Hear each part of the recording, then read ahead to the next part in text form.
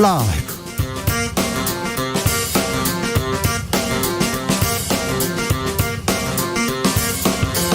2021년 5월 20일 목요일입니다. 안녕하십니까, 주진우입니다. 국회가 내일 본회의를 개최하고 다음 주에는 김오수 검찰총장 후보자 청문회를 실시합니다. 국민의 삶과 직결된 민생 법안 처리 시급한데요. 그런데 법사위원장 논란이 다시 시작됐습니다. 국민의힘에서는 청문회 전에 법사위원장 새로 뽑아야 된다 요구하고 있고요. 후임 법사위원장으로 내정됐던 박광욱 의원, 국민의힘 반대로 아직 제자리 걸음입니다. 오선 의원들의 국회 상황 어떻게 풀어나갈 수 있을까요? 안민석, 조경태 의원 만나보겠습니다. 국민의힘의 새로운 당대표 누가 될까요? 여론조사 1, 2위를 달리고 있는 두 후보 나란히 출마 선언을 했습니다. 나경원, 용광로를 위한 불쏘시개가 되겠다. 이준석, 단도직입적으로 당대표 되고 싶다. 이런 가운데 초선 의원들의 돌풍 거셉니다. 남 탓하는 나경원, 시대상에 안 맞는다고 한 초선 김은혜 의원, 당대표 선거에 나선 이유 직접 들어보겠습니다.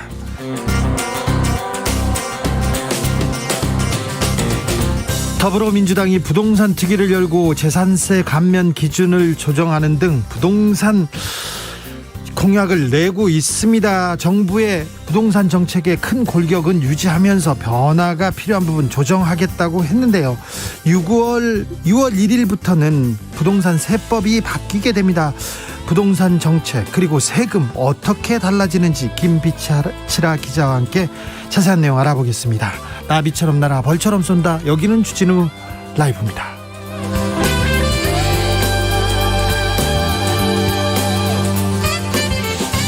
오늘도 자중자애, 겸손하고 진정성 있게 여러분과 함께 하겠습니다. 바람이 불고 있습니다. 많이 분다는 동네도 있고요, 비 소식 들리는 곳도 있습니다. 여러분 계신 곳 날씨 어떤가요? 바람 부는 날 어디서 어떻게 보내고 계신지 알려주십시오. 요즘 터널에서 잘 안 들린다, 이런 소식이 좀 뜸했는데요. 터널 지나실 때 주진우 라이브 잘 들리시나요? 좀 알려주십시오. 각 지역 특파원 여러분의 활약 오늘 기대해 보겠습니다. 활약하시는 분들께 아이스 아메리카노 쿠폰 준비해놓고 사연 기다리겠습니다. 사연 보내시면 추첨해서 선물 드리겠습니다. 아무 사연이나 보내셔도 돼요. 오늘 좋았어요, 오늘 슬펐어요, 괜찮습니다. 우리 공감하는 주진우 라이브 되겠습니다. 샵 9730, 짧은 문자 50원, 긴 문자 100원입니다. 콩으로 보내시면 무료입니다. 그럼 주진우 라이브 시작하겠습니다.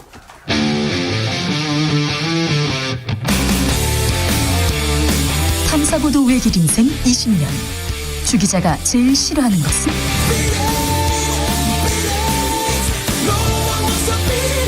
이 세상에서 비리와 부리가 사라지는 그날까지, 오늘도 흔들림 없이 주진우 라이브와 함께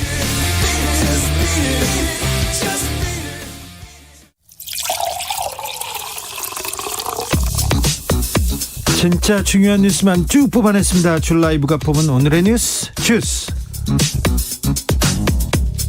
정상근 기자, 어서 오세요. 네, 안녕하십니까. 코로나 상황 어떻습니까? 네, 오늘 0시 기준 코로나19 신규 확진자 수가 646명이 나왔습니다. 어제보다 소폭 줄어들었습니다만 이틀째 600명대 확진자이고요. 다만 지난주 목요일에 비하면 한 70명 정도 줄어들었습니다. 예. 경기도 안산시 한 교회에서 15명이 집단 감염됐고요. 부천시의 한 교회에서 11명, 서울 구로구의 한 교회에서 10명이 확진되는 등 이 교회를 통한 확진이 이어지고 있습니다. 계속되고 있어요. 네, 서울 영등포구의 음악 연습실에서도 19명이 누적 확진됐고요. 경북 김천시의 한 단란주점에서도 11명이 확진 판정을 받기도 했습니다. 고령층 백신 예약 받고 있는데 좀 잘 되고 있습니까? 네, 이 백신 관련 보도들이 좀 무분별하게 이어지는 측면이 있다 보니 불안감이 적지 않은 것 같습니다. 그렇겠죠. 네, 현재 60세 이상, 74세 이하 국민들을 대상으로 백신 접종 예약을 받고 있는데 오늘 0시 기준 고령층 예약률이 50.1%입니다. 가장 먼저 예약을 시작한 70에서 74세는 62.6%까지 올라왔지만 65에서 69세는 55.1%. 떨어졌네요. 네, 그리고 60에서 64세는 39.7%에 더 그치고 떨어졌네요. 있습니다. 네. 어제가 공휴일이어서 이 주민센터 방문이나 콜센터로 예약할 수 없던 영향도 있었겠지만 이 전반적으로 예약률 증가가 더뎌지고 있습니다. 이 방역 당국은 3분기에 접어들면 그 일반 국민들을 대상으로 백신 예약을 받기 때문에 이 고령층 예약이 늦어지면 고령층들이 상당히 접종이 늦어질 수가 있고 특히 이 코로나19가 고령층에겐 치명적인 영향을 주기 때문에 본인과 가족들의 관심을 당부하고 있고요. 또 인센티브를 주는 방안도 고려하고 있다고 밝혔습니다. 백신 맞은 사람만 코로나에서 피해를 피했다. 코로나 피해를 피했다는 그런 뉴스가 계속되고 있습니다. 그래서 빨리 맞아야 되는데, 네. 전화하시면 되고요. 온라인으로도 신청하고 할 수 있습니다. 주민센터 방문하실 수도 있습니다. 예약하면 바로 맞을 수 있다고 하니까 고령층 예약 얼른 나서 주세요. 나경원 전 원내대표 예상대로 오늘 대표 경선 출마했습니다. 네, 오늘 오전 국회에서 당대표 경선 출마를 선언했습니다. 국민의힘을 용광로 정당으로 만들겠다며 용광로요? 네네, 모두를 녹여내서 이 대선 경선 과정을 파격적으로 운영하겠다라고 말했습니다. 이준석 전 최고위원도 출마했어요. 네, 오늘 오후 당사에서 기자회견을 열고 출마 선언을 했는데요. 전당대회를 통해 불가역적으로 보수를 바꾸고 대한민국을 바꿀 수 있다라고 말을 했고요. 첫 방문 일정으로 TK를 찾겠다고 얘기했습니다. 네. 초선 의원들의 기세가 만만치 않습니다. 김은혜 의원께서 또 당대표 출마를 선언했는데요. 잠시 후에 만나보겠습니다. 윤석열 전 총장 지지 모임이 출범한다고요? 네, 각 분야 인사 30여 명이 모여서 이른바 윤석열 지지 포럼을 출범시킨다라고 합니다. 이 상임대표는 정용상 동국대 명예교수가 맡는다고 하고요. 기조연설을 진중권 전 동양대 교수가 한다고 했습니다만 진중권 교수는 이 공정을 주제로 강연해달라고 해서 수락했을 뿐이지 어떤 성격의 모임인지는 알지 못했다라고 말했습니다. 그런데 이분들 윤석열 총장하고 무슨 관계가 있는 분들인가요? 윤석열 전 총장 측은 포럼에 관여하고 있지 않다라며 거리를 두고 있는데요. 하지만 이 포럼 측은 윤석열 전 총장과 소통을 하고 있다면서 정책 공약 준비를 돕겠다는 입장입니다. 아, 그래요? 네. 돕겠다. 민주당에서 부동산 정책 가다듬고 있습니다. 재산세 감면 논의 중이라면서요? 네, 더불어민주당이 부동산 규제를 완화하겠다며 재산세 감면 대상을 확대할 것으로 보입니다. 부동산 투기가 오늘 오후에 회의를 시작을 했는데 회의를 통해서 그 1가구 1주택자 재산세 감면 기준을 기존 6억 원 이하에서 9억 원 이하로 상향하기로 의견을 모았고 정부와도 공감대를 이룬 상황이라고 전해지고 있습니다. 예. 다만 이번 회의를 통해서 정책으로 확정되는 것은 아니고요. 결론이 나면 민주당이 추진을 할 것으로 보입니다. 그리고 논란이 되고 있는 종합부동산세, 양도소득세 중과는 기존 정책을 그대로 유지할 것으로 보입니다. 민주당의 부동산 정책이 불만이 많고 불안을 샀는데 어떻게 바뀌는지 좀 지켜볼까요? 산업재해가 계속 일어나는 기업에서 네네. 계속돼요. 산업재해는. 그래서 노동부가 특별 근로감독에 나서는데요. 그런 회사가 또 있습니다. 현대제철입니다. 네, 이번에는 현대제철입니다. 고용노동부는 오늘 이 현대제철 당진제철소와 본사를 대상으로 안전보건관리 체계 전반을 점검하는 특별감독에 들어간다라고 밝혔습니다. 예. 이 노동부는 일단 오늘부터 다음 달 2일까지 당진제철소를 감독한 뒤에 현대제철 본사도 감독할 계획입니다. 예. 노동자 사망사고 등 중대재해가 빈발하는 사업장의 사고 현장뿐 아니라 본사까지 특별감독을 받는 것은 제조업에서는 현대중공업에 이어서 두 번째 사례입니다. 예. 제조업 이전에는 건설업계에서 특별 근로감독이 이루어졌었는데요. 이 태영건설과 대우건설에 대한 감독이 있었고 이 태영건설 같은 경우에는 대표이사가 안전관리에 소홀했다라는 점을 노동부가 인정하기도 했습니다. 네. 태영에서도 계속해서 산재 사고가 났지 않습니까? 네네. 현대제철에서 산재 사고 계속 일어났어요. 네, 지난 8일 이 현대제철 당진제철소 1여령 공장 설비 작업을 하던 노동자 한 명이 끼임 사고를 당해 숨지는 일이 있었습니다. 이렇게 현대제철에서는 지난 2011년부터 2020년까지 지난 10년 동안 이 사망사고가 매년 일어났었고요. 매년 일어났네요. 네, 사고로 인한 사망자가 9명, 질병으로 인한 사망자가 8명이나 나왔습니다. 17명이나 나왔습니다. 네, 여기에 사고재해가 323명, 질병재해 361명 등 총 684명이 산업재해를 입을 정도로 상황이 심각합니다. 네. 특히 당진제철소는 최근 5년 동안 해마다 사망사고가 발생해서 지난 2019년에 특별근로감독이 이미 한 차례 있었는데요. 그럼에도 불구하고 사망사고가 이어져서 이 근로감독 무용론까지 제기된 바 있었습니다. 산재 사고가 일어나면 이거 경영자들의 책임을 지는 그런 상황이 재 관련돼서는 꼭 책임을 지는 그런 풍조를 만들어야 이 산재 사고가 줄어들 것 같습니다. 저희도 계속 보도하겠습니다. GTX 서부권 광역 급행철도 논란 계속되고 있어요. 네, 수도권 광역 급행철도 일명 GTS-D 노선과 관련 있는 기초 단체장들이 오늘 이 공동으로 정부의 GTS-D 노선의 강남 직결을 촉구했습니다. 네. 정하영 김포시장, 장덕천 부천시장, 김상호 하남시장, 이정훈 강동구청장이 참석을 했고요. 시민단체 회원 등 10여 명이 부천 종합운동장역에서 기자회견을 했습니다. 이들은 수도권 서부권인 김포 부천과 이 동부권인 강동구 하남 주민들은 광역교통시설의 절대 부족으로 고통을 감내하고 있다, 이렇게 주장을 했고요. 이 D노선이 동서를 잇는 구간으로 추진되어야 수도권 전체가 차별 없이 서울 접근이 가능해진다라고 주장했습니다. 또 집값이 들썩거린다는 얘기도 있고 참 현명하게 지혜롭게 이렇게 정책을 만들어야 될 텐데 걱정입니다. 이 부분도 계속 지켜보겠습니다. 네. 대학교에 대학생 신입생이 모자라나 봐요. 많이 모자랍니다. 그래서 대학마다 비상이 걸렸습니다. 네, 이 교육부에 따르면 3월 기준으로 2021학년도 대학생 신입생 충원율이 91.4%에 그친 걸로 나왔습니다. 네. 대학 정원이 100명이면 91명만 들어왔다라는 의미인데요. 짐작하시겠지만 특히 비수도권 대학, 전문대학의 충원율이 매우 저조합니다. 수도권 일반대학교는 99.2%였습니다만 이 비수도권 일반대학교는 92.2%였고요. 이 수도권 전문대는 86.6%, 비수도권 전문대는 82.7%였습니다. 입학생이 줄었잖아요. 학생이 없어요. 네, 이 초저출산이 본격화한 2000년대 출생자들이 대학에 입학하기 시작하면서 학생 자체가 부족한 상황이 이어지고 있는데요.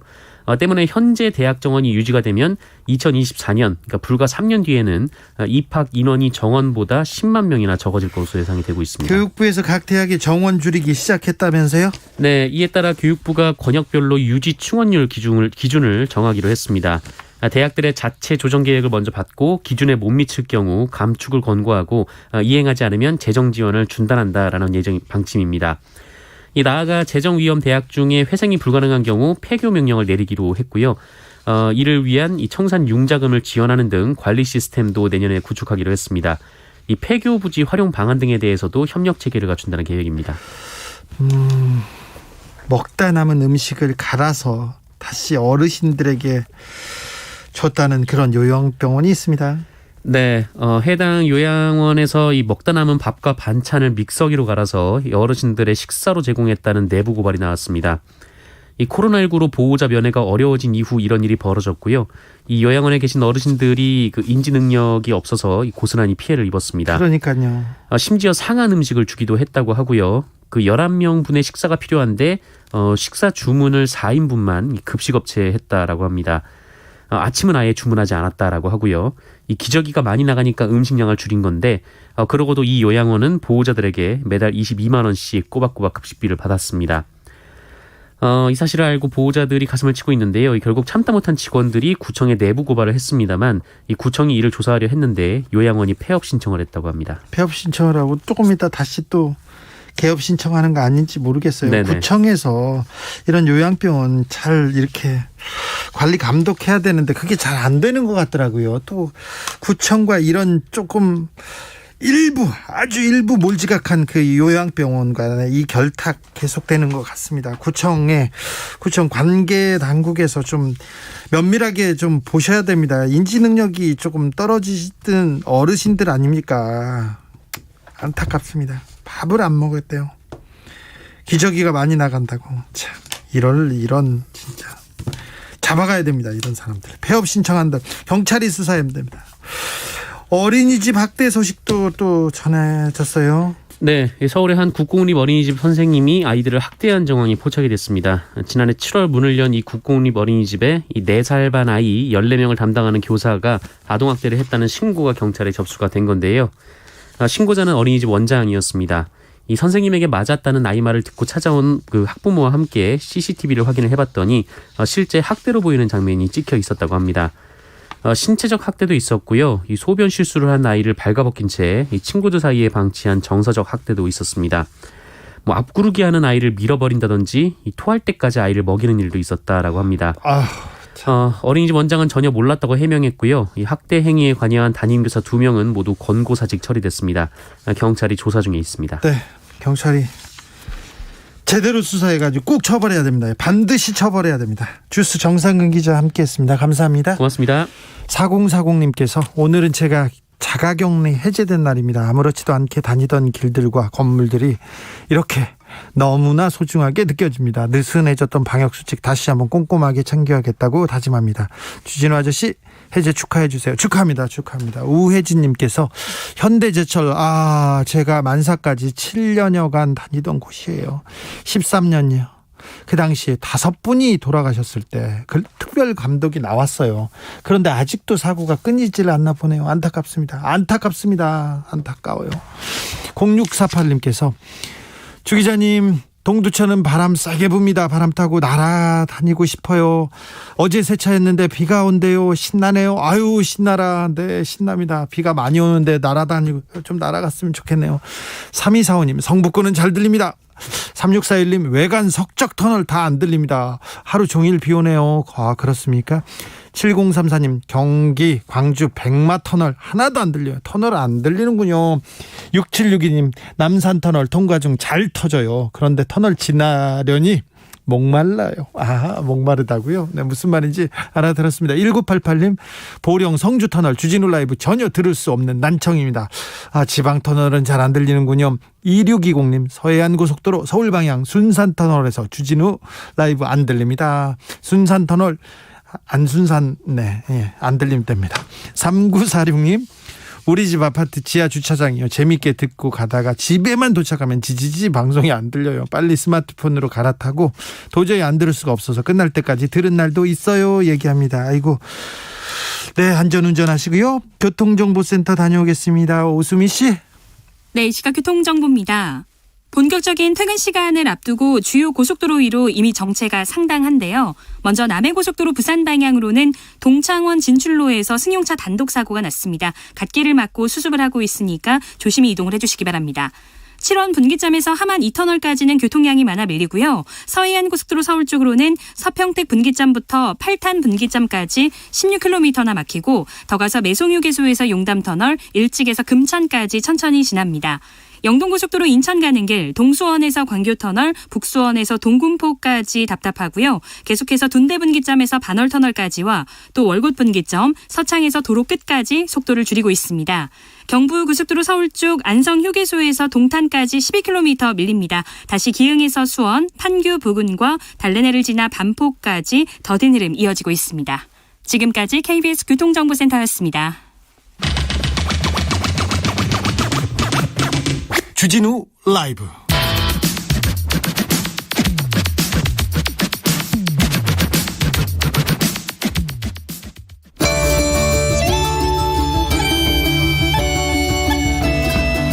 주진우 라이브 특별기획 박노자의 왜. 대한민국을 향한 거침없는 발언, 적나라한 비판, 오늘도 겸허히 듣겠습니다. 그 누구보다 한국을 사랑합니다. 노르웨이 오슬로 대학교 박노자 교수, 안녕하세요. 안녕하십니까. 어떻게 지내셨어요? 아주 잘 지냈습니다. 어떻게 지내면 아주 잘 지냅니까? 대학교에서 책을 열심히 보고 있었습니다. 단대에서 볼 수 없는 책들이 거긴 많으니까요. 책을 보면 아주 즐겁고 재밌습니까? 정말입니다. 근데 책 말고요. 책 말고 다른 데서는 어떻게 즐거움을 찾으세요? 관악산 등산이나 좀 하고 그랬었습니다. 등산요? 책 등산? 네, 그게 저하고는 좀 아닌 것 같습니다. 그러게. 자, 요즘도 뉴스가 계속 나옵니다. 문재인 대통령이 미국 갔는데, 네. 미국에 갔다고 또 이재용 삼성전자 부회장 사면론이 또 언론에 나오네요. 이거 어떻게 보고 계십니까? 글쎄, 저는 재벌그룹 총수 또 내지 재벌이라고 해서 다르게 생각해서 일반인과 달리 어떤 기준을 적용해서 사면한다는 것이 만인의 법 앞에서 편든 원칙의 위반이라고 생각합니다. 네. 근데 계속해서 사면론이 나오지 않습니까? 그래서 좀 잠잠해졌다가 다시 나오고 다시 나오고. 그 이유는 아주 간단합니다. 네? 대한민국에서는 아쉽게도 만인이 평등하지 않기 때문입니다. 그렇습니까? 네, 그게 근데 만약에 사면이 된다면요. 이재용 부회장을 사면했다면 그때는 또 그 비판이 고스란히 또 예상되지 않습니까? 당연합니다. 왜냐하면은 그거는 홍법의 원칙, 만인 편견의 홍법 원칙뿐만 아니고 문재인 대통령 스스로의 공약에 대한 위반일 것이기 때문입니다. 네. 문재인 대통령께서 대통령 되기 전에 스스로 5대 준범죄, 뇌물, 수수, 알선, 수재 등을 포함한 횡령 등등 5대 준범죄에 관련해서 사면하지 않겠다고 공약하신 바가 네. 있습니다. 만약에 사면을 하면 문재인 대통령께서 법과 원칙을 어겼다 이렇게 또 비판하겠죠? 법과 원칙과 스스로의 공약까지 어겼다. 네. 이런 비판이 당연히 올 것입니다.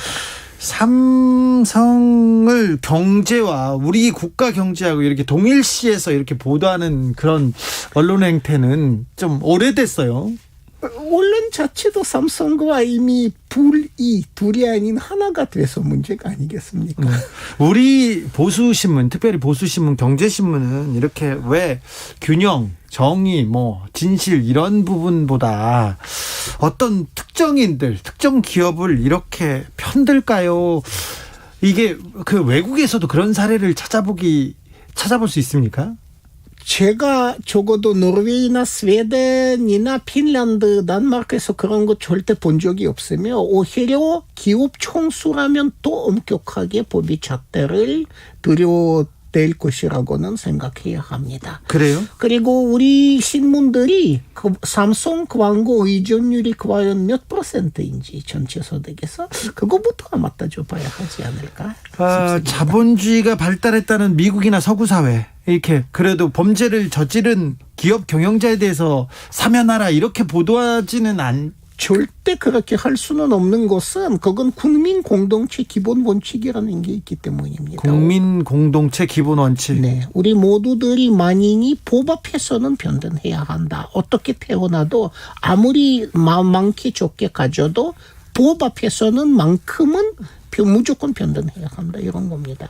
왜 근데 법 앞에 법과 원칙을 계속 얘기하는데 특정한 사람 앞에서는 왜 이걸 어겨도 된다고 얘기하는지. 그러니까 우리가 그 정도 이 특정한 사람과 특정한 회사가 대한민국을 좌우하는 정도가 그 정도 심각하다고 봐야 되지 않겠습니까? 네. 정치 GNP에서 삼성 계열의 이제 기업체들이 차지하는 비율이 20%에 네. 가까운데 예. 이거는 예를 들어서는 다른 나라에서 찾아보기 어려운 일입니다. 삼성전자만 해도 한국 GNP에서 12% 정도 차지하는데 예. 예컨대는 브리티시 페트롤리움 같은 영국의 재벌이 영국 GNP에서 7%밖에 차지하지는 않습니다. 예. 그 크다는 월마트는 미국 경제에서 3% 이상 차지하지는 않습니다. 삼성 의존율이 대한민국 너무 높다는 겁니다. 네. 수염이 너무 멋있으셔가지고요. 죄송합니다. 네. 마스크가 계속 내려옵니다. 죄송합니다. 네. 열심히 쓰겠습니다. 교수님, 네. 국가보안법을 폐지하라는 국민청원이 지금 10만 명 이제 동의했습니다. 네. 이 부분에 대해서는 좀 고민을 해야 될 시간인 것 같아요. 아직도 국가보안법 얘기를 하고 있습니다. 놀랍죠? 네. 국가보안법으로 그 죽임을 당한 조보남 축산 선생 같은 경우에는 이미 사후에 무죄가 확정됐고요. 네. 그리고는 국가보안법으로 감옥에 갔다 온 사람들, 환소견 작가, 문익환 목사, 임수경 지금 국회의원, 지금 전직 의원하시는 국회의원입니다. 전직 국회의원, 네. 이분들이 대한민국의 자랑이지 않습니까? 예. 이분들의 공통점 하나는 다 국가보안법의 조견을 한테 받은 겁니다. 민주 세력을 탄압하는데 국가보안법을 이용했고요. 독재 정권을 수호하는데 국가보안법을 썼습니다. 그런데 또 한편에서는 한국은 남북 분단 상황이었다. 어쩔 수 없이 국가보안법을 쓸 수밖에 없었다. 이런 얘기를 하는 사람들이 있습니다. 네, 저는 변호사가 아니지만 네. 저 같은 일반인마저도 네. 우리나라 형법에서는 간첩죄가 있다는 거 정도는 알고 있습니다. 그렇죠. 다른 형법으로. 그렇죠. 제 기억이 맞다면 98조 헌법 98조 간첩죄. 네. 그게 아닌가 싶은데요. 간첩죄가 있고 일반 이적죄가 있습니다. 그러니까 그리고 군사기밀 누설이라든가 이런 경우에는 배임죄도 되고요. 그러니까 군사기밀 누설하거나 다른 나라의 중요한 그 옥무산으로 취득한 기밀들을 누설할 경우에는 국가보안법이 아니더라도 처벌할 수 충분히 있습니다. 처벌할 수는 있습니다. 그런데 우리나라에서는 국가보안법을 꺼내는 것 자체가 이 얘기를 하는 것 자체가 거의 금기시되고 있어요. 노무현 정부 시절에는 국가보안법 폐지하자.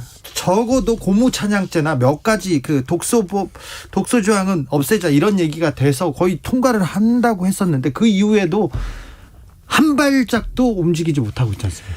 그러니까 한국에서는 한때 반권주의가 거의 유사 종교처럼 됐던 적이 네. 있는 것이고요.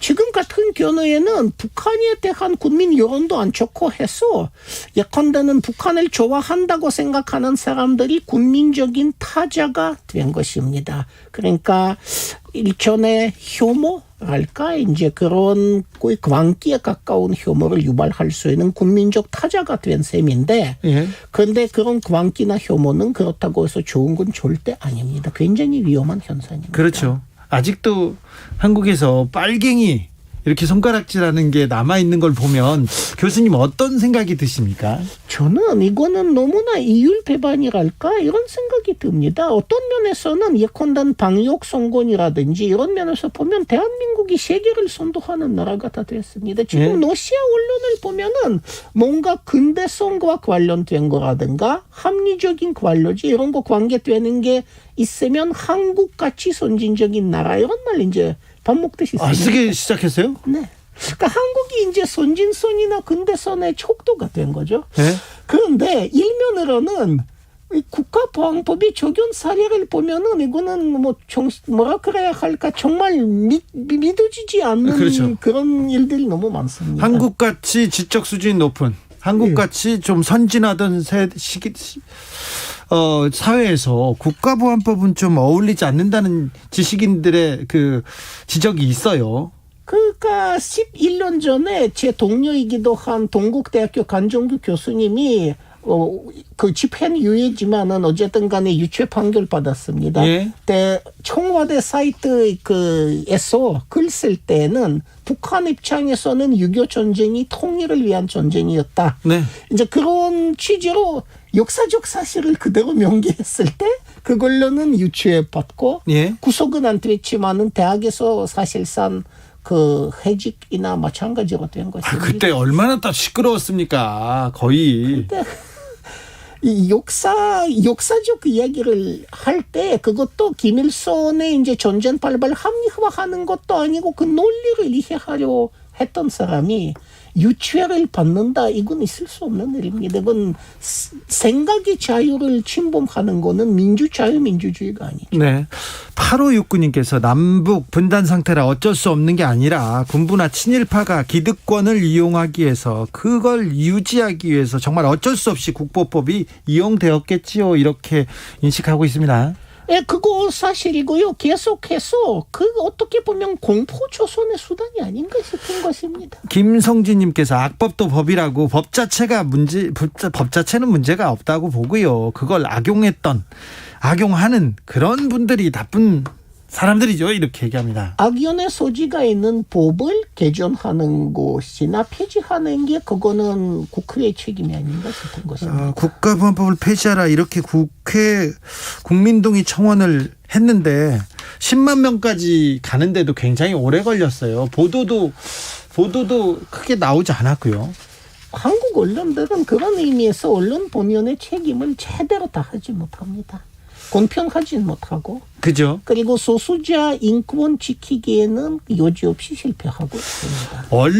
한국 언론이 교수님이 한국에 처음 왔을 때 그리고 지금 상황을 봤을 때 어떻게 좀 달라진 것 같습니까?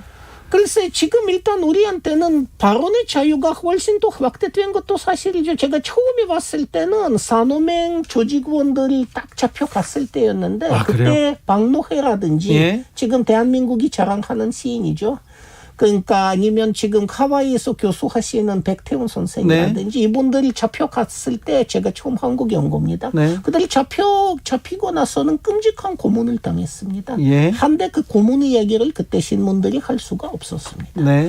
이제는 우리는 훨씬 더 자유롭게 말을 할 수가 있게 된 것인데 네. 반면으로는 부수가 많은 신문들, 네. 이렇게 접근성이 좋은 언론들이 기업 광고를 비롯한 여러 문제 때문에 이제 국가가 아닌 기업에 훨씬 더 존속된 것입니다. 그렇죠. 그게 삼성 그 부회장의 사면 논란도 이것을 운변적으로 보여주는 게 아닌가 싶습니다. 예전에는 언론이 권력의 편이었습니다. 꼭 정치 권력의 편이었는데 지금은 경제 권력의 편이 된 것 같습니다. 그게 우리가 앓고 있는 가장 큰 질환, 사회적 질환이 아닌가 싶습니다. 국가보안법 하면 홍콩보안법도 생각이 이렇게 납니다.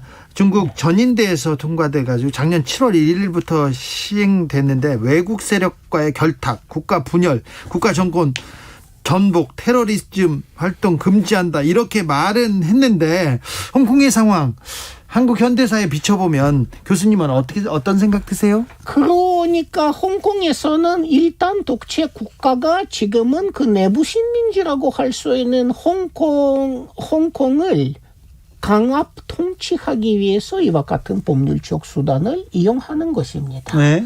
그런데 대한민국은 보수 양단지긴 하지만 어쨌든 일단 독재는 아니지 않습니까? 네. 그럼에도 불구하고 이 보수 양단제의 나라가 꼭 이와 너무나 비슷한 억압적인 법률을 이용해야 한다는 사실을 보면은 과연 우리 자유민주주의가 제대로 완벽하게 발전된 것인가? 이런 것에 대한 의심이 들기 시작하는 겁니다. 엊그제가 5.18이었는데 교수님은 5.18을 어떻게 보내셨습니까? 저는 광주에서 보냈습니다. 광주에서요? 네. 이번에 광주에 가서는 어떤 생각이 들던가요? 어떤 생각이 들었냐. 제가 광주에서 강의했죠. 네. 이제 한국민중항쟁사에 대한 강의를 한 거죠. 5.18이고 하니까.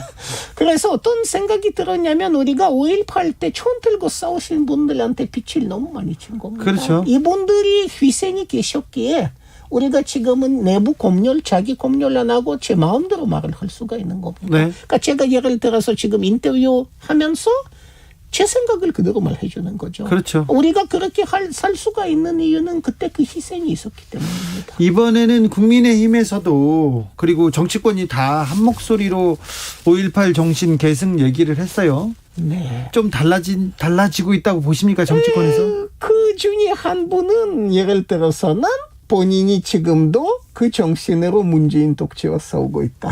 네. 이런 이야기도 했는데 네. 제가 그거 들으면서 믿을까 말까 했었어요. 믿을까 말까? 어떤 생각이 들으셨어요? 이분이 산식이 좀 있으신가?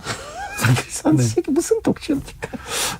우리는 제한성이 있긴 하지만 지금 그래도 제한이 있는 한계는 있지만 어느 정도 자유민주화된 사회에서 사는 거죠. 최근에 언론에서 정치권과 언론이 독재라는 얘기를 계속 쓰고 있는 거는 어떻게 보십니까? 우리는 사실 독재 이야기 하자면 지금은 기업 독재죠. 지금 정부의 독재는 아닙니다. 그 5년짜리 정부는 독재할 능력, 힘이 없는 거죠. 근데 기업이야말로 그 아까 말씀하신 그 이재용 사면 논란에서도 보여주듯이 기업이야말로 지금 독재를 한다 보면 됩니다. 네. 알겠습니다. 기업 독재 시대입니까? 네, 기업도 주식회사 대한민국 제가 책도 썼는데 네. 그야말로 주식회사처럼 대기업들이 소유하고 관리하는 나라가 된 것이야말로 우리 제일 큰 문제 아닌가 알겠습니다. 네, 새겨 듣겠습니다. 지금까지 박노자 교수였습니다. 감사합니다. 감사합니다. 나비처럼 날아 벌처럼 쏜다. 주진우 라이브.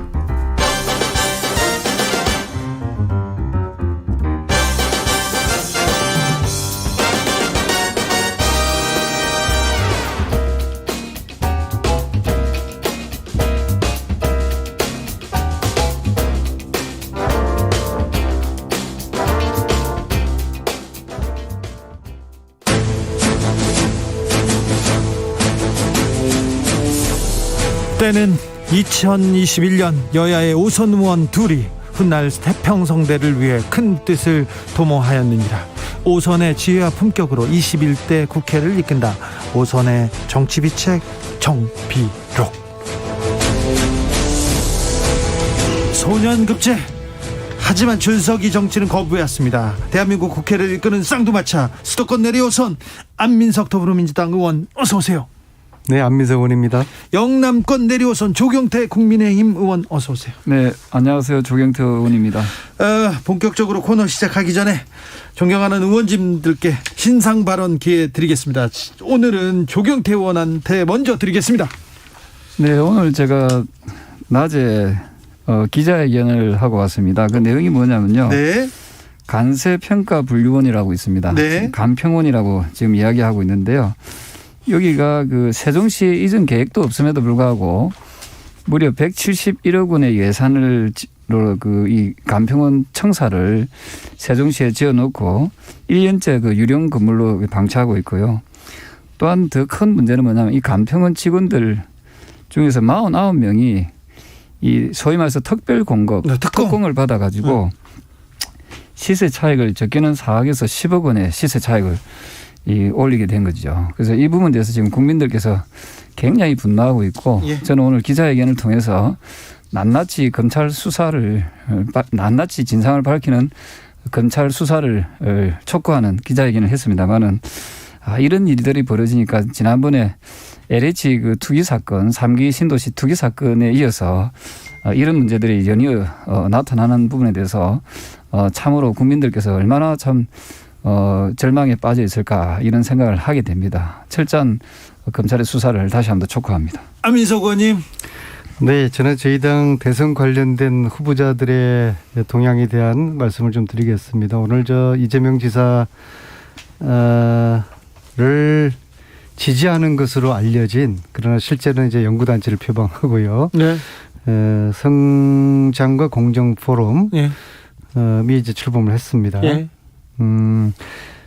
이미 이낙연, 정세균 두 대마들이 조직을 이제 비교적 단단히 이제 구축을 했고요. 예. 비교적 늦게 이재명 지사가 이제 성공포럼을 만들었습니다. 일단 이름이 이제 좀 좋아요.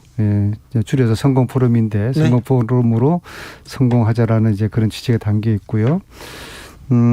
제가 거기에 두 분의 고문이 있는데 저도 이제 선수가 차서 고문으로 이제 참여를 했습니다. 이제 저하고 이재명 지사의 이제 오랜 그 측근 1년 선배죠.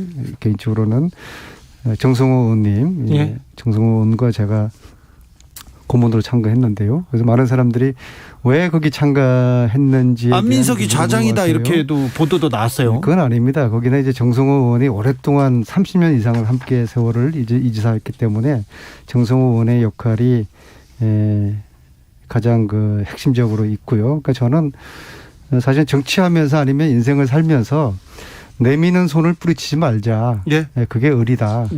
그래서 이 지사가 손을 내밀었고 제가 그 손을 잡아준 것이고요. 특히 이 지사를 도우고 있는 정성호 의원, 김병욱 의원, 김영진 의원 또 등등 해서 이상하게 거기에 핵심적으로 도우는 의원들하고 저하고 굉장히 또 가까운 분들이 다 도우고 있어서 그냥 그 손을 그냥 별 가까운 의원들은 별로 안 궁금한데 그럼 보국 안민석 이재명 손 잡다 이렇게 이재명 지지선언 그렇게 나와도 기사가 나오겠네요. 그렇게 고문으로 참가했으니까 이제 그렇게 알려져 있고요. 특히 제가 이제 뭐 그냥 손을 내미는 손을 잡은 것을 넘어서 저는 우리 주진우 기자도 잘 아시겠지만은 그래도 이제 2014년부터 이제 최순실 국정농단을 밝히는데 그래도 앞장서 있던 한 정치인으로서 그리고 또 촛불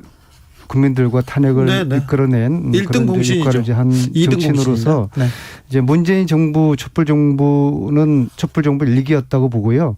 이제 다음으로 촛불 정부 2기를 통해서 촛불 정신을 구현을 해야 된다. 이제 그런 생각에서 광장의 촛불 정신을 뜨겁게 이을 수 있는 그런 후보가 이낙연, 정세균 다른 후보님들도 계시지만은 그래도 비교적 이재명 지사가 근접하다고 판단을 했습니다. 알겠습니다. 오늘 신상 발언을 통해서 안민석 의원님이 보국 안민석 친 이재명 되다 이렇게 이제 네. 개본은 아니고요. 네. 그냥 제가 도와드리는 거죠. 알겠어요. 네. 도와줘. 안민석이 보통 사람입니까? 오선의 이 중진의 제가 그 이지사한테도 그랬어요. 네. 나 절대로 이재명 개본 아니다. 야, 개본은 나 아니고. 이제 이선을 내가 도우는 것이지. 알겠습니다. 도우는 이유는 이재명 촛불 정신을 알겠어요. 구현을 제대로 해주시라. 이제 그 뜻을 제가 말씀드렸습니다. 그러면 이재명 지사 위에서 돕는 걸로 하겠습니다. 아니, 같은 우리는 수평적인 위에서, 관계입니다. 수평적으로? 예, 거기는 옆에서? 이제 의원들 그 선거 포럼 참여한 33명 의원들도 네.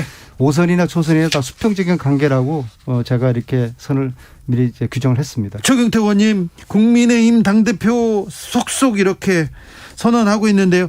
선거 잘 돼가고 있습니까? 예, 저희들 뭐 어제 4월 초파일 부처님 오신 날이지 않습니까? 그 많은 분들께서 저를 지지하는 분들이 전국적으로 이렇게 사찰에다가 네. 등을 달아놓고 아, 그래요? 대표를 좀 기원하는 그런 마음들을 저한테 보내주고 계시거든요.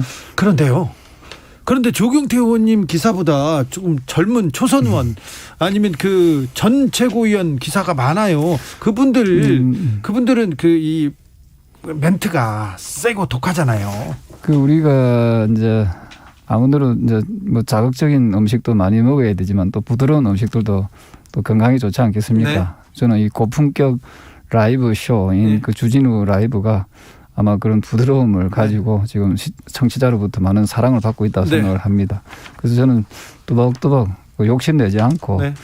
제가 그 목표하고 있는 그 방향으로 좀 뚜벅뚜벅 걸어가도록 그렇게 하겠습니다.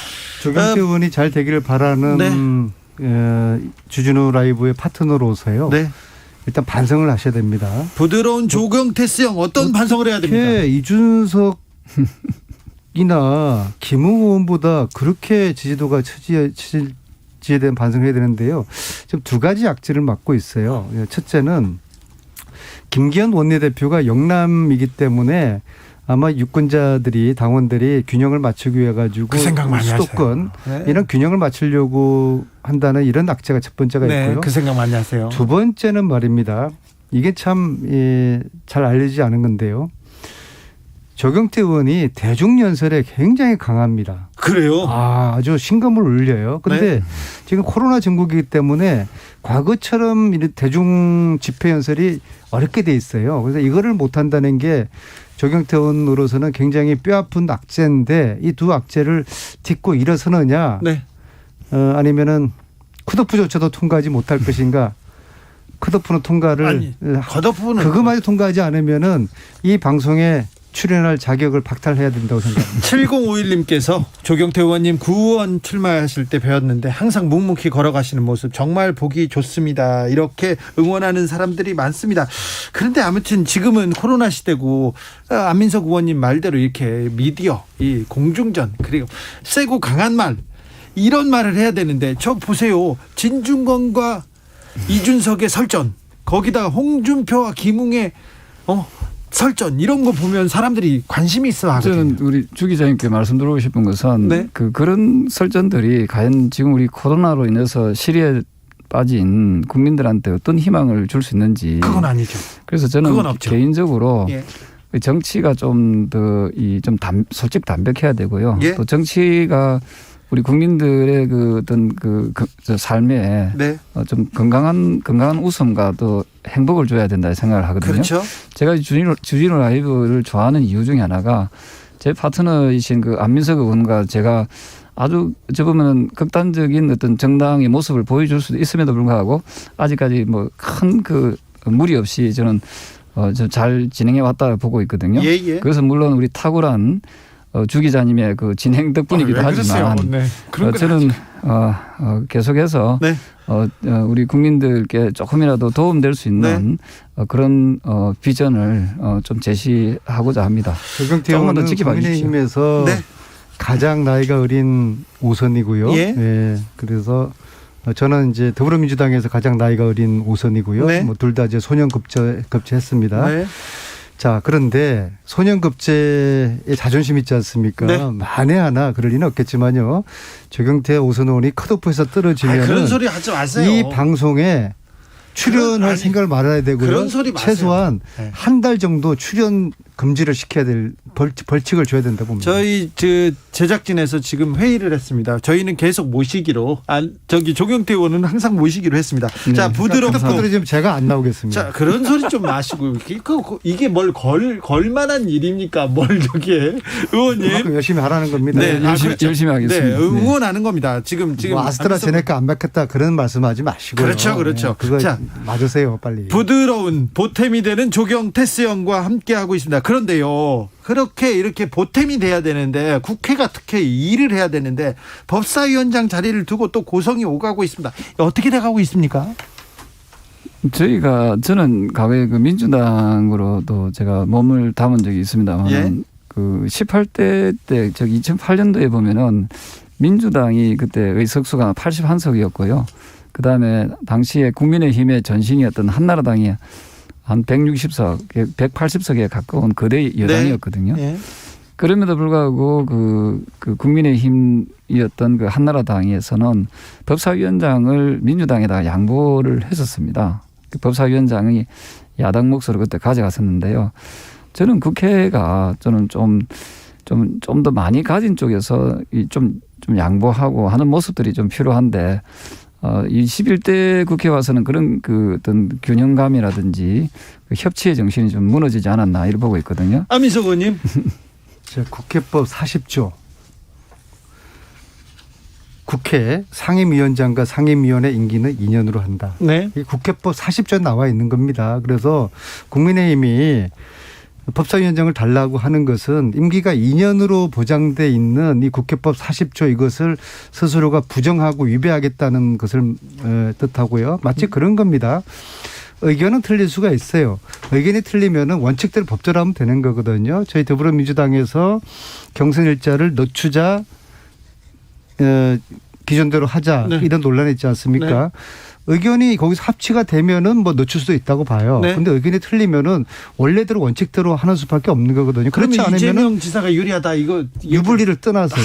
유불리 떠나서. 유불리 떠나서. 이것도 마찬가지입니다. 그러니까 더불어민주당이 법사위원장을 뭐 국회법 40조 상관없이 양보하겠다고 하면은 정리가 될 수가 있는데 네. 저희들이 국회법을 준수하겠다고 입장을 고수하는 이상 이것은 국회법 40조에 따라서 실행하는 수밖에 없는 겁니다. 그런가요? 줄 수가 없는 저는 것이죠. 그 말씀에 안 의원님 말씀에 뭐 100% 전적으로 공감합니다. 네. 왜냐하면은 굳이 법사위원장을 달라고 구걸할 필요는 없다고 생각해요. 아, 네. 그리고 말씀대로 그 굳이 여당에서 양보할 의사가 없는데 네. 거기에 대해서 막 지나치게 치고받는 모습 싸움만 되죠. 썩 좋은 모습은 아니고요. 그래서 제가 드리고 싶은 말씀은 어쨌든 우리 국민들한테 4.7 보궐선거 이후의 모습들이 조금 더 그 좀 좋은 모습들을 국회에서 좀 싸우지 않는 모습들을 보여야 된다라고 판단하면은 네. 좀 거대 여당에서 때로는 조금 통 크게 양보하는 것도 하나의 방법이 아니겠냐 그런 취지에서 말씀드립니다. 조경태 의원님 품격 있게 또 이렇게 얘기하시면 안민석 의원님 이게 법대로 합시다. 법대로 법대로? 하고요. 네. 답대로. 법대로 하자는 것을 네. 통큰 양보를 하는 것으로 이렇게 치장하지 마시고요. 예, 이것은 더 이상 국회에서 논란을 해봤자 싸움거리밖에 안 됩니다. 아니 조경태 의원님도 논란이 될 것 같으니까 그냥 뭐 애들 주장.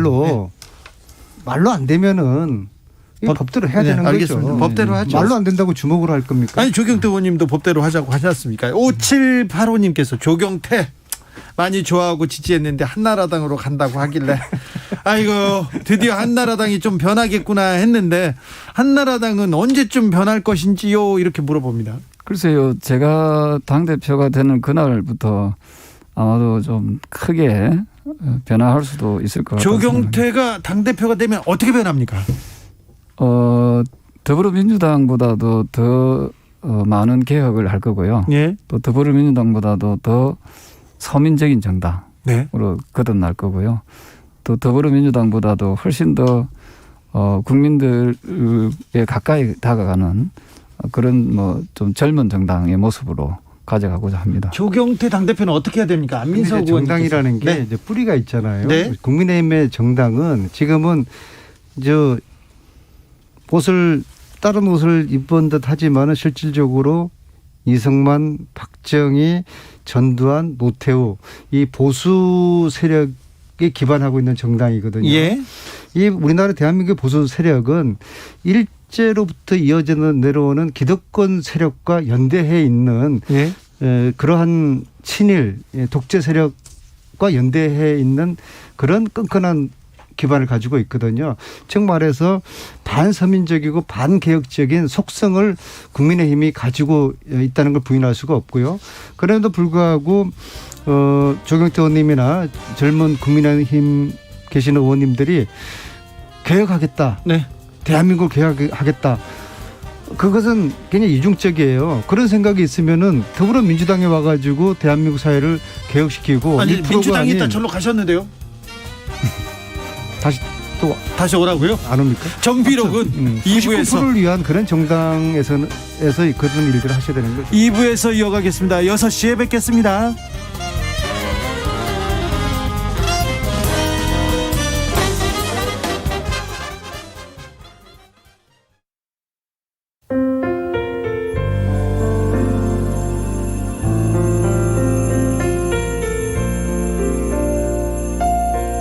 KBS 라디오 연중기획 희망충전 대한민국 430번째 이야기.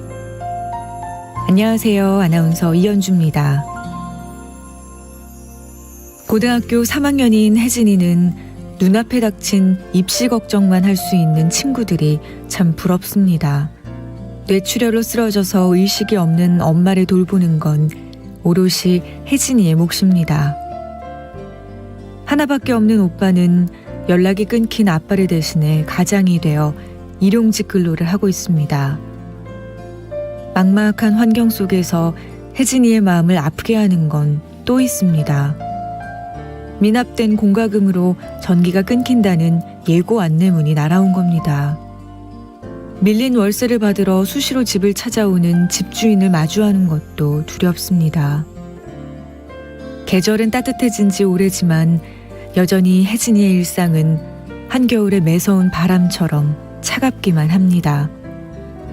혜진이에게 따뜻한 응원으로 마음을 나눠주세요.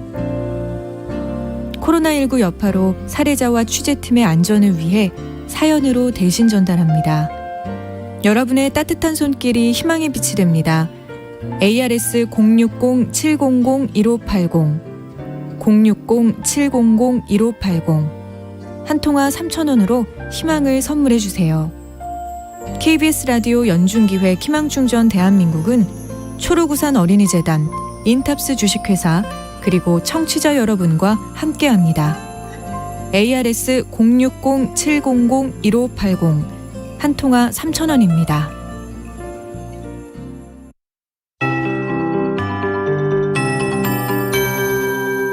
KBS 58분 날씨. 내일이 소만인데요. 땅이 양기로 가득하고 온갖 생물은 생명감으로 가득해진다는 절기입니다. 절기상으로는 이제 초여름에 들어갑니다. 수목이 푸르름을 더하는 시기인데요. 여름이 성큼 다가온 듯 싶더니 기압골이 통과해가는 과정에서 조금 선선해진 지역도 꽤 있습니다.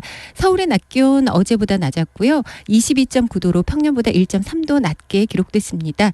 내일 낮 기온도 20도 선을 많이 벗어나지 않을 정도로 그다지 덥지는 않겠습니다. 앞으로 당분간 낮 기온 예년 기온과 비슷하거나 조금 높은 수준을 유지하겠습니다. 일교차는 당분간 대체로 크겠습니다.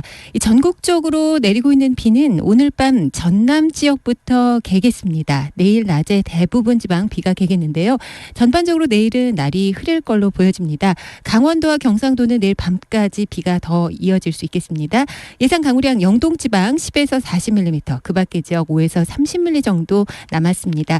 내일까지는 도로가 미끄러운 곳이 많겠습니다. 교통안전에 유의하셔야겠고요. 대기 중에 지금 수증기가 풍부한 가운데 해무의 영향까지 겹칩니다. 따라서 오늘 밤부터 내일 사이 남부지방으로는 가시거리 1km 미만의 안개가 짙은 곳이 있겠습니다. 내일 아침 기온 서울 14도 등 13에서 16도, 낮 최고 서울 21도 등으로 예상됩니다. 지금 서울의 기온은 21도입니다. 강혜종입니다.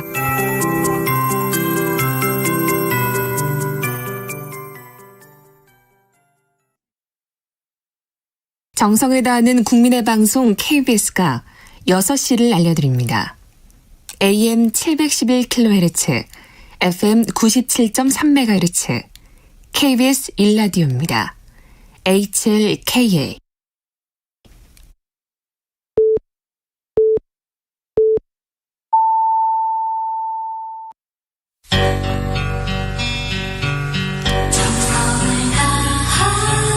정성을 다하는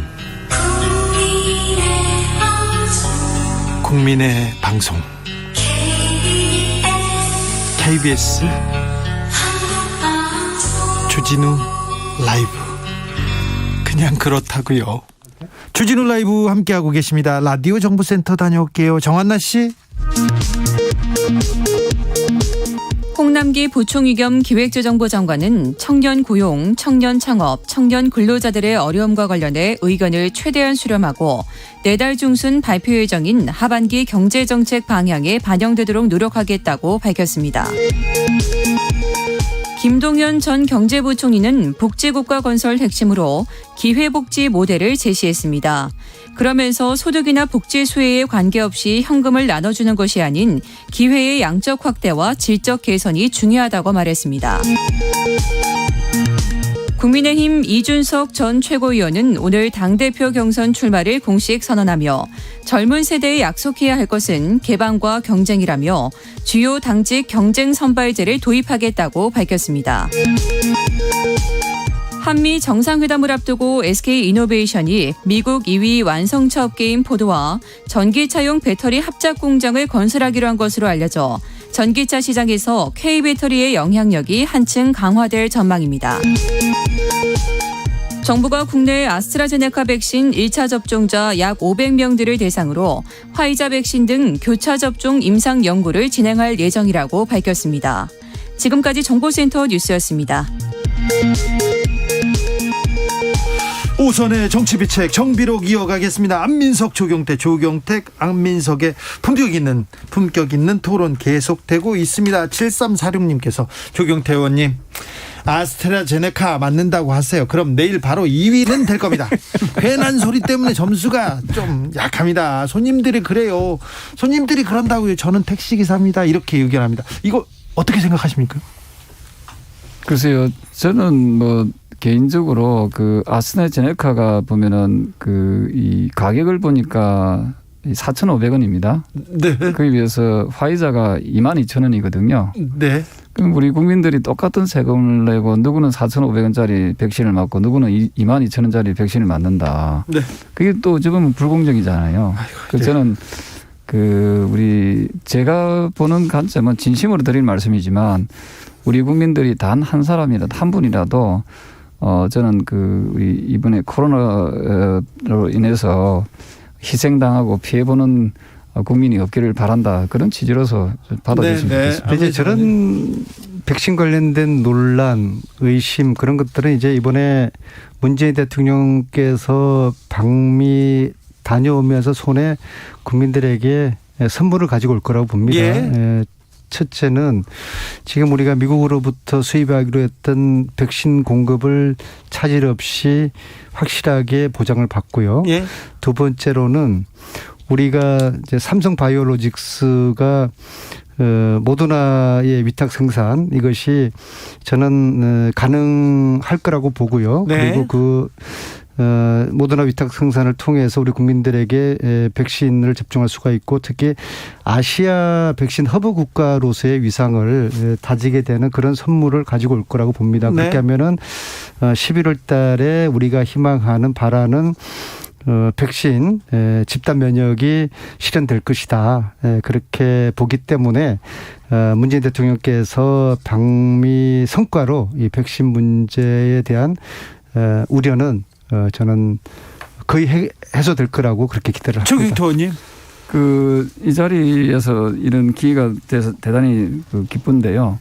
지금 정부가 발표한 백신의 수급 물량을 보면은 화이자 같은 경우에 3,300만 명을 접종할 수 있도록 되어 있습니다. 네. 그 다음에 나머지 모더나나 기타가 이제 한 4천만 명 정도로는 알고 있거든요. 그러니까 여유분을 많이 둔 거지요, 정부가. 예. 자, 그래 따져보면은 이 화이자가 3,300만 명이 맞을 수 있는 접종량이라고 하면은 이 집단 면역, 정부가 이야기한 집단 면역은 3,600만 명이면 되거든요. 네. 국민들이 70%니까. 네. 그러니까 300만 명에 대해서만 300만 명 분만 이제 더 이렇게 구해지면은 그게 이제 모더나든 또 화이자를 추가하든지 하게 되면은 저는 개인적으로 안전한 그 국민들이 조금 불안해하는 부분을 많이 떨칠 수 있다는 거죠. 잘 아시다시피 오스트리아 같은 경우에도 아스트라제네카에 대한 불안감 때문에 국민들이 불안해하니까 아스트라제네카 접종을 일시적으로 중단시킨 사례가 지금 중단시킨 상태라고 하거든요. 그래서 이런 부분에 대해서 국민들을 좀 이렇게 관점에서 좀 더 안전한 백신을 좀 우리가 공급하자 그런 취지로 받아주시면 알겠습니다. 그런 취지로 알겠습니다. 조경태 의원님 특별히 미제가 좋다 이런 생각을 하시는 건 아니죠? 그런 뜻은 전혀 아닙니다. 자, 예. 근데 이번에 백신 충분히 확보하고 화이자나 모더나 백신, 미국 백신도 많이 확보하고 세계에서 그 백신 생산의 허브로 뭐 한국이 이렇게 손을 잡고 오고 이렇게 뭐 여러 협상을 잘 마무리하고 오면 이제 그때는 이제 또 지지하고 또 박수 쳐주실 거죠? 그렇습니다. 저는 우리 국민들께 좀 더 11월 때까지 집단 면역을 통해서 네. 마스크를 벗을 수 있도록 예. 그리고 또 안심하게 부작용이 아주 최소화시킨 상태에서 네. 안심하게 마스크를 벗을 수 있도록 하는 것이 저는 여야가 같이 힘을 모아야 된다. 그건 안민석 의원님이 해주실 거예요? 예, 백신을 가지고 여야가 정쟁으로 비치는 것은 이건 결코 바람직하지 않다고 보고요. 네. 왜냐하면은 국민의 생명과 안전을 볼모로 여당이나 야당이나 정치적인 유불리를 따진다는 것은 이거는 천벌을 받을 짓이고요. 네.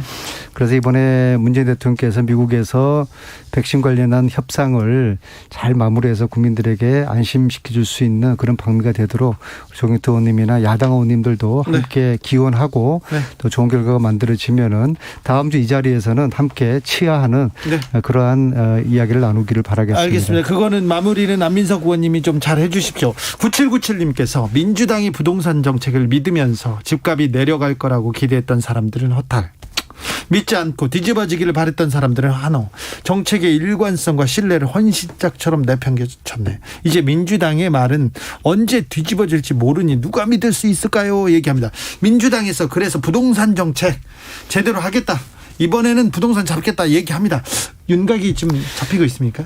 부동산 이야기 나오면요. 부동산 피업자만 나와도 어디 쥐구멍이라도 숨고 싶은 그런 심정이고요. 네, 오늘 또 주 기자가 이 질문 안 하기를 바랬는데 질문했습니다. 저는 기본적으로 여기 돼 가지고 우리 더불어민주당이 집권 여당으로서 국회의원들 개개인의 이야기가 안 나왔으면 좋겠어요. 왜냐하면 의원들 한마디 한마디가 정제되지 않은 이야기가 언론을 통해서 알려짐으로써 그리고 그것이 또 다른 의견이 나오고 지도부와 의원과 의원들 간의 이야기가 틀려짐으로써 지난 그 4.7 보궐선거위에 2달 가까이 동안에 부동산 정책 관련돼 가지고 일관적인 그런 성과도 없으면서 오락가락, 우왕좌왕 그런 모습 보이면서 더 혼란스럽게 보였거든요. 보선의 정치 품격 여기 나옵니다. 보유세나 양도세라든지 뭐 대출을 얼마큼 해줄 것이라든지 종부세 기준이라든지 이런 것들을 한 틀에서 정리하기 위해서 부동산 특별대책위원회를 지금 띄웠거든요. 네. 여기에서 이제 전문가들하고 강론으로 점검해서 조만간 발표가 될 겁니다. 네. 그때까지는 저는 아무런 입장을 내지 않을 생각이고요. 단 두 가지 원칙은 있습니다. 첫째는 이 조세를 부동산 조세를 부자들을 위해서가 아니라 99% 서민의 입장에서 이것을 수정을 해야 된다는 생각이고요. 두 번째 특히 집 없는 청년이나 아직도 집 없는 서민들을 위한 부동산 정책 이거 이제 첫 번째 원칙이고요. 두 번째는 집값 부동산 문제를 해결하겠다고 우리가 욕심 부리는 거는 아주 금물이라고 봅니다. 해결하기가 어려울 겁니다. 해결을 하지는 않되 앞으로 문재인 대통령 남은 임기 동안에 부동산 정책의 안정화 시그널까지만 주겠다. 이 정도의 최소한의 가이드라인과 목표를 가지고서 부동산 문제를 건드려야지 어느 정도 성과 있고 국민들이 그래도 좀 납득할 만한 수준의 그런 대안들이 나올 거라고 봅니다. 부동산 문제 욕심 부리면 건물입니다. 알겠습니다. 언론에서 너무 설익은 주장들 그리고 또 한 멘트를 가지고 계속 속보처럼 쏟아내서 국민들이 좀 혼란스러워했던 측면 분명히 있습니다. 조경태 의원님. 저는 그 정부와 여당이 이 부동산을 폭등시킨 책임이 있기 때문에 네. 그 끝까지 저는 책임을 지는 모습이 저는 책임 정치라고 생각을 합니다. 그 먹튀하듯이 그 슬그머니 사라지는 모습은 정부 여당의 모습은 아니다 보고 있고요. 제가 당대표가 되면 저는 종합부동산세를 폐지시키겠습니다. 그래서 공약을 걸었습니다. 왜냐하면 종부세가 있는 나라는 우리나라밖에 없거든요. 이 종합부동산세를 갖다가 도입할 때 그 역사적 배경을 보면은 이 일본이 부동산 가격이 폭등했을 때 했던 그 집가세를 따라서 한 거거든요. 그런데 일본은 집가세를 폐지시킨 지가 오래됐습니다. 그래서 종합부동산세는 이것은 어찌 보면은 상당히 과한 그런 측면이 있다라는 생각을 하고요. 또 하나가 양도소득세가 지금 굉장히 높습니다. 이 양도소득세를 저는 대폭적으로 완화시킴으로써 우리 국민들이 와닿는 세금에 대한 압박감을 많이 줄여줘야 된다는 게 이제 저의 입장이고요. 아니 근데 두 정책은 다 부자들을 위해서 아닙니다. 저는 부자라고 표현을 합니다만 우리나라의 국민들이 세금을 내는 분들이 한 50% 좀 되고요. 네. 세금을 내지 않은 분들이 한 47에서 한 46, 약 50% 가까이 되거든요. 네. 이게 이제 소득세인 경우는 그렇습니다. 집적세지요. 그래서 저는 이 부자들이라 해가지고 징벌적 가세는 이거는 저는 맞지 않다라고 보고 있습니다. 그래도 부동산으로 불로소득, 부동산이 떠가지고 많이 올라서. 많이 올랐지만 이게 시세 차익이 팔았을 때 나타나는 거 아닙니까? 그렇죠.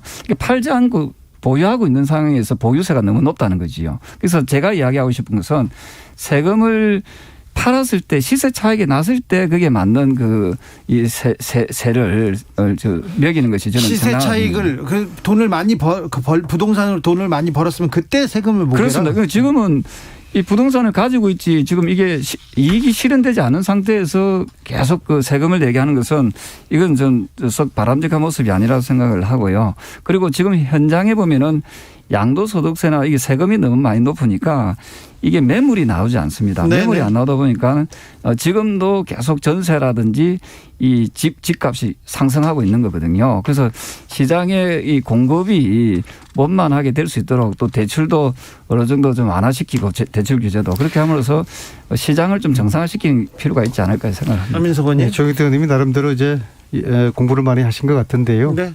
이번 주 1월 날이 고 노무현 대통령님 12주년 서거하신 지 12주년 되는 날인데요.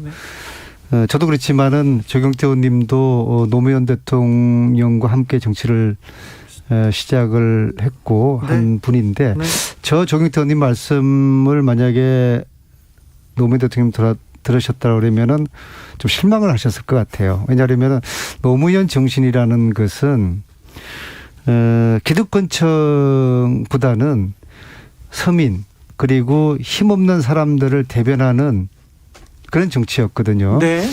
특권을 거부하는 그런 정치. 즉 말하자면은 99%를 위한 정치를 하자는 것이 저는 노무현 정신의 핵심이라고 보거든요. 네. 그래서 야, 조 의원 내가 네 그래 가르쳤나 아마 그렇게 말씀하지 않을까 싶습니다. 조경태 의원님.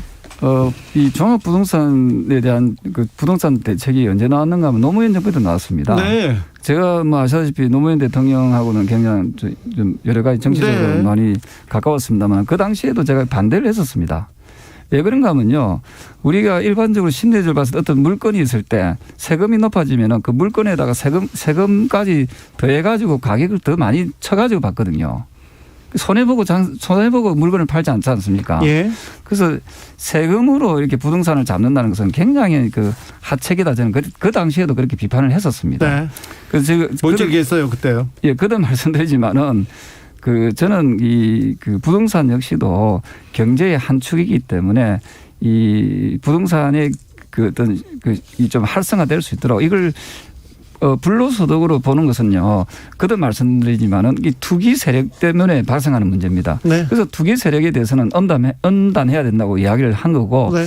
제가 당 대표가 되면은 국민의힘 내 있는 국회의원 정치인들부터 해서 네. 친인척까지 제가 전수조사를 하겠다고 약속하지 않았습니까? 그렇죠. 네, 그래서 우리가 그 부동산 투기 세력에 대해서는 강력하게 뿌리를 뽑는 그런 모습을 보여야 되지만은 조경태 의원님 그 공약 때문에 지금 당내에서 조금 그런 거 아닌가요? 아니, 저는 정의로운 길을 가자는 데 대해서는 제가 다소 정치적으로 손해를 보는 한이 있어도 저는 그 길을 가고 싶고요. 그리고 예. 부동산 문제에 대해서는 좀 시장 경제 원리에 좀 맡겼으면 좋겠다 그런 취지로 말씀드립니다. 대한민국 5천만 국민 모두가 부동산 전문가고요. 네. 나름대로 의견들이 있고 따라서 한 주제에 대해서 백가쟁명식의 의견들이 난무하지 않습니까? 네. 그래서 이제 저희들이 여당에서 부동산 특별위원회를 만들어서 정리를 하고 있는 중인데요. 단 한 가지 아쉬운 것은 이것이 사실은 국회 내에 부동산 특위가 만들어져서 여야 함께 합의를 그렇죠. 해서 전문가들과 함께 안을 냈더라고 그러면은 이게 좀 더 국민들에게 설득이 쉬웠을 텐데 조경태 의원 대표가 되면 그렇게 하시죠? 부동산 특위에서 어떤 안을 내더라도 분명히 야당이 또다시 발못 잡는 형태의 그런 오해를 받을 수 있는 그런 또 반대를 할 겁니다. 그렇죠. 그러면 국민들은 또 더 소란스러워지는 것이고 부동산 대책이 쉽사리 이게 또 잡히지 않을까 봐 그런 또 걱정이 되는 건 사실입니다. 조경태 의원님이 대표 되시면 네. 민주당하고 같이 네, 물론입니다. 저는 이제 부동산 가칭 그 대책위원회를 상설기구로 두고요. 거기에는 반드시 임차인과 임대인이 함께 들어가서 끊임없이 토론하고 해서 그 접점을 찾아 나갈 수 있도록 네. 사회적 갈등을 최소화시키면서 시장의 교란도 막아내는 네. 그런 역할을 하도록 하겠습니다. 어찌됐건 두 분처럼 계속해서 이렇게 토론하면서 이 합의를 해가는 과정 그런 모습을 계속 보여주면 국민들이 좀 편안해 할 텐데요. 얘기합니다. 7609님께서 정책의 희비는 누구에게나 있음을 모르는 국민은 없을 겁니다. 금메달 따는 선수가 있으면 예선 탈락하는 선수도 있는 거니까요. 다만 우리 국민 모두가 메달리스트는 될 수 없어도 탈락의 고배를 마시는 일만큼은 만들지 마시고 정치의 품격을 두 분 의원님께서 힘써 주시면 감사하겠습니다. 품격 있는 오선 의원 둘과 함께했습니다. 안민석, 조경태, 안민석 의원 오늘도 감사했습니다. 네, 감사합니다. 정치 피로, 사건 사고로 인한 피로, 고달픈 일상에서 오는 피로. 오늘 시사하셨습니까? 경험해보세요. 들은 날과 안 들은 날의 차이. 여러분의 피로를 날려줄 저녁 한 끼 시사 추진우 라이브.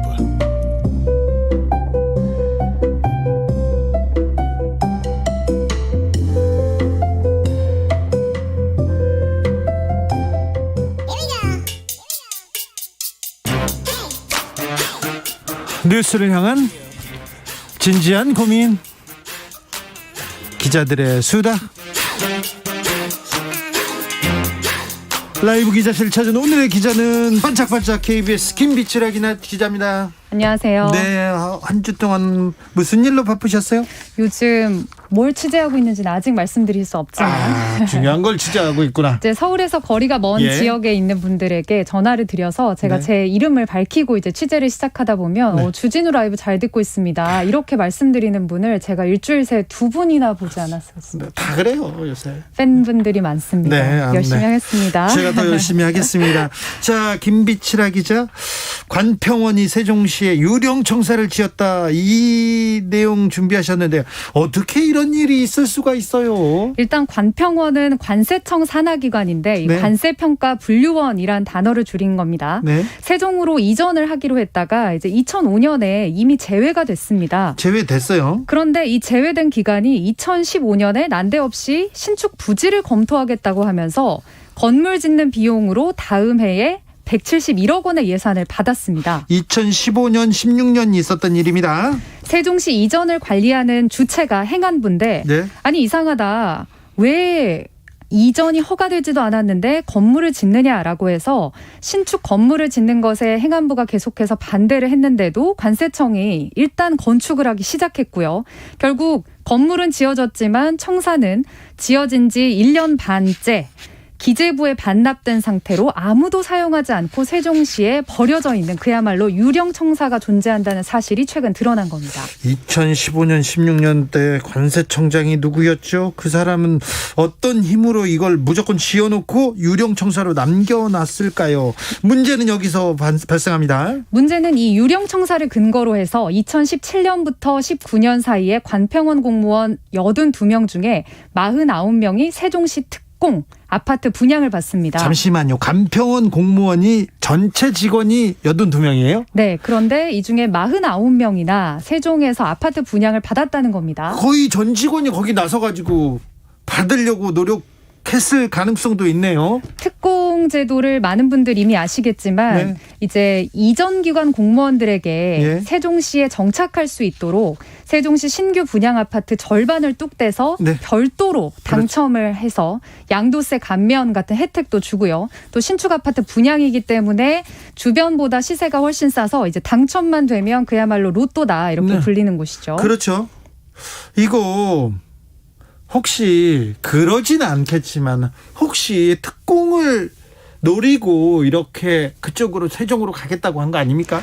그런 의심이 나올 수밖에 없는 것이 이 관평원은 기존에 관세청과 함께 대전에 있었습니다. 예? 대전에서 별로 멀지도 않은 거리에 세종시로 무리하게 이전을 추진한다는 것 자체가 아주 특별한 상황인데 그렇죠. 특공을 누려서 정말로 청사부터 지은 것이 아니냐라는 의심에 관세청은 정말 그런 거 아니다.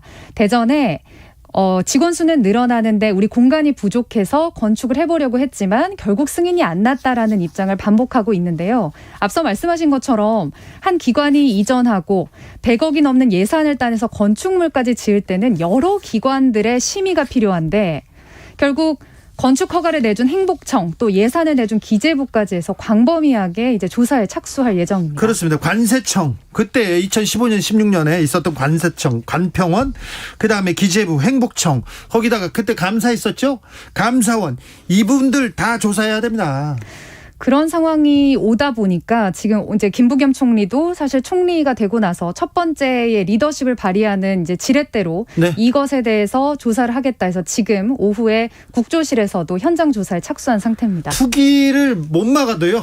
투기꾼들은 잡아야 될 거 아닙니까? 그렇습니다. 자, 투기를 다 뽑을 수는 없어요. 투기꾼들은 잡아야 됩니다. 근데 LH만 그런 줄 알았어요. 그런데 관평원 그렇잖아요. 다른 공공기관 문제 있는 거 아닙니까? 이게 많은 분들이 생각하실 때 세종시로 이전하는 공무원들에게는 혜택 줘야 되는 것도 일부 있지 않느냐라고 하시는데 이 제도를 악용한 것들이 LH 같은 경우도 이제 제가 지난달에 취재했던 내용인데 본사가 진주에 있는데 세종에 지사가 있다는 이유만으로 300명이 넘는 직원들이 분양만 받고 실제 살지도 않고 수억 원의 시세 차익을 올렸거든요. 이게 부동산 투기예요. 이게 공적 정보를 가지고 공적 권한을 가지고 사적 이익을 누렸지 않습니까? 이게 가장 나쁜 부동산 투기죠. 그래서 이제 저희 팀에서 보도를 했을 때 그렇다면 이제 좀 개선안을 내놓겠다. 이제부터는 수도권에서 본사가 이전할 경우에만 특공 혜택을 주겠다. 이제 개선안이 나왔는데 문제는 이 개선안이 나오기 이전에 다 이미 벌었잖아요. 이미 벌어졌고 환수되지 않습니다. 세종에 있다가 다른 지역으로 이전한 새만금 개발청 그리고 세종시로 잠깐 옮겼다가 다시 본사를 인천으로 옮긴 해경청 같은 경우도 특공 분양만 받고 당연히 실거주는 하지 않은 채 집만 챙긴 공무원들이 수십 명이 벌써 확인되고 있습니다. 일을 안 하고 집만 챙겼어요. 그 부당이득을 봤어요. 이거 공무원들 특별 공급 이거 취소해야 되는 거 아닙니까? 저도 LH 사태 취재할 때 가장 분노했던 포인트인데요. 법은 소급 적용이 되지 않기 때문에 이 공무원들이 특공을 받았을 때 만약에 중복 당첨이나 아니면 실거주하지 않는다고 해서 밝혀질 경우에는 환수한다라는 규정이 없습니다. 없어요. 그리고 관평원 직원들의 경우에도 우리가 무슨 죄냐. 우리는 법에 따라서 받았고 자격이 되기 때문에 받았다라면서 당사자들 개인이 만약에 불복 소송할 경우에는 정말 정부가 이긴다는 확신도 없거든요. 네. 그렇기 때문에 지금 이 제도를 이제는 하나하나씩 손볼 게 아니라 더 이상 이 혜택을 주는 것 자체를 아예 없애야 되는 거 아니냐. 폐지론이 어제 오늘 아주 강하게 들끓고 있는 것을 온라인에서 확인할 수 있습니다. 특공 폐지론 나오고 있습니다. 헨젤과 그레떼님께서 허경영이 옳았다. 돈이 없는 게 아니라 도둑이 많다는 그 얘기 하려고 했죠. 허경영 씨의 말은 아니고요. 그 전에도 그 말은 있었는데, 네, 도둑이 너무 많습니다. 4459님께서 좀 즐거운 뉴스는 없나요? 날씨도 꿀꿀한데 얘기합니다. 0798님, 비치라 기자님 오늘 또 열받는 소식 가지고 오셨네. 저녁 체할 것 같아요. 다음번에는 어떻게 해결하는지도 꼭 보도해 주세요. 그렇게 하겠습니다. 저희가 어떻게 해결하는 건지, 나쁜 사람들은 어떻게 벌받는지 꼭 이렇게 이게 후련한 뉴스도 보여드리겠습니다. 비치라 기자, LH 수사는 어떻게 되고 있어요? 네, LH도 짚고 넘어가야겠죠. 예. 홍남기 부총리가 오늘 LH 직원과 공무원 등 25명을 합동수사본부에 수사를 의뢰했다. 예. 내용은 알려진 대로 미공개 정보를 활용하고 농지법을 위반한 걸로 의심되는 숫자인데 어느 정도 혐의가 드러났기 때문에 수사 의뢰를 했다라고 볼 수가 있는데요. 예. 하나 좀 새로 주목을 해봐야 될 게 대출 과정에서의 불법 행위가 드러났다는 겁니다. 농협이요? 저희가 그 LH 사태 터졌을 때 가장 기함을 했던 것이 토지를 이만큼 샀는데 실제 자기 자본 투자하는 건 1, 2%밖에 안 되고 거액을 대출받아서 투기를 한 정황이 드러났잖아요. 그리고 농협 한 지사에서 거액을 이렇게 또 다 해줬죠. 실제 금감원이 앞서서 농협 세종청사 출장소, 농협 대구 두류지점 등 특정한 어떤 지점을 이용해서 대규모 대출이 이뤄진 정황을 포착하고 조사를 했는데요. 오늘 홍 부총리가 밝힌 것 아주 구체적이진 않았지만 예를 들면 대출 담당 직원이 자기 가족이 대출을 신청하게 하고 셀프 심사에서 대규모 대출을 해준 건들, 이런 건들이 드러나서 이 부분들은 금융감독 기관을 통해서 이제 제재하겠다 진행을 했습니다. 네. LH 땅 투기로 시작했는데 이제 대출 위반 문제까지 나오고 있습니다. 네. 혁신안은 언제쯤 나와요? 김부겸 국무총리가 이제 기자간담회를 하면서 거의 해체 수준으로 결론 날 것이다. 네. 그리고 홍 부총리도 오늘 국민 기대에 부합하는 쇄신을 하겠다 이렇게 발언을 했습니다. 네. 당초 정부가 LH 사태 터지고 4월 초에는 늦어도 큰 틀에서 발표를 하겠다고 했지만 벌써 2달 정도 연기가 됐는데 방법은 두 가지입니다. 아마 고심을 하고 있는 거냐 아니면 정말 해체 수준으로 결론을 내기 때문에 칼을 빼들 준비를 하고 있는 거냐인데요. 지금 가장 유력한 거는 이번 투기에서 문제가 됐던 토지조사 기능과 신도시 개발 업무를 떼어내서 다른 기관으로 이전을 하는 것. 그러니까 LH는 임대주택 관리 같은 복지 업무만 계속하고 또 과도하게 기능이 집중되지 않도록 모회사, 자회사 이런 식으로 개편하는 안도 나올 것으로 좀 예측은 해보고 있고요. 네. 그리고 LH 직원들 개개인에 대해서는 퇴직 임직원들이 과거에도 좀 말씀드렸지만 이 임직원들이 퇴직하고 나서도 관련 기관으로 가서 정부의 계약들을 따내게 하는데 혁혁한 공을 세우고 있는 것들이 드러났는데 이런 부분 취업 제한을 확대하겠다. 예. 또 퇴직 후에 임직원들도 관련 처벌 대상을 좀 강화하겠다. 이런 안들이 일단 나왔습니다. LH 해체 수준으로 갈 수도 있다 이런 얘기 나왔는데 그럼 3기 신도시 등 여러 부동산 대책 나왔던 건 어떻게 되는 건가요? 그런 부분은 실제 우려가 될 수밖에 없습니다. 아니 이 기능을 떼내면 누군가는 택지 개발 업무를 계속 해야 될 텐데 과연 어떤 기관이 이어받아서 당장 할 수 있을 것인가. 지금은 업무에 혼선이 있을 수밖에 없지 않느냐 이런 우려가 있는데요. 아무래도 정부가 이제 3기 신도시 관련해서는 차질 없이 추진하겠다라고 한 만큼 당장 LH에서 모두 이 업무를 분리하는 건 아니고 단계별로 좀 분리하는 식으로 가지 않겠느냐 예측이 나옵니다. LH 그리고 관평원 공무원들 해도 너무하십니다. 이렇게 얘기하면서 얘기했더니 6824님께서 공무원 통틀어 말하지 마세요.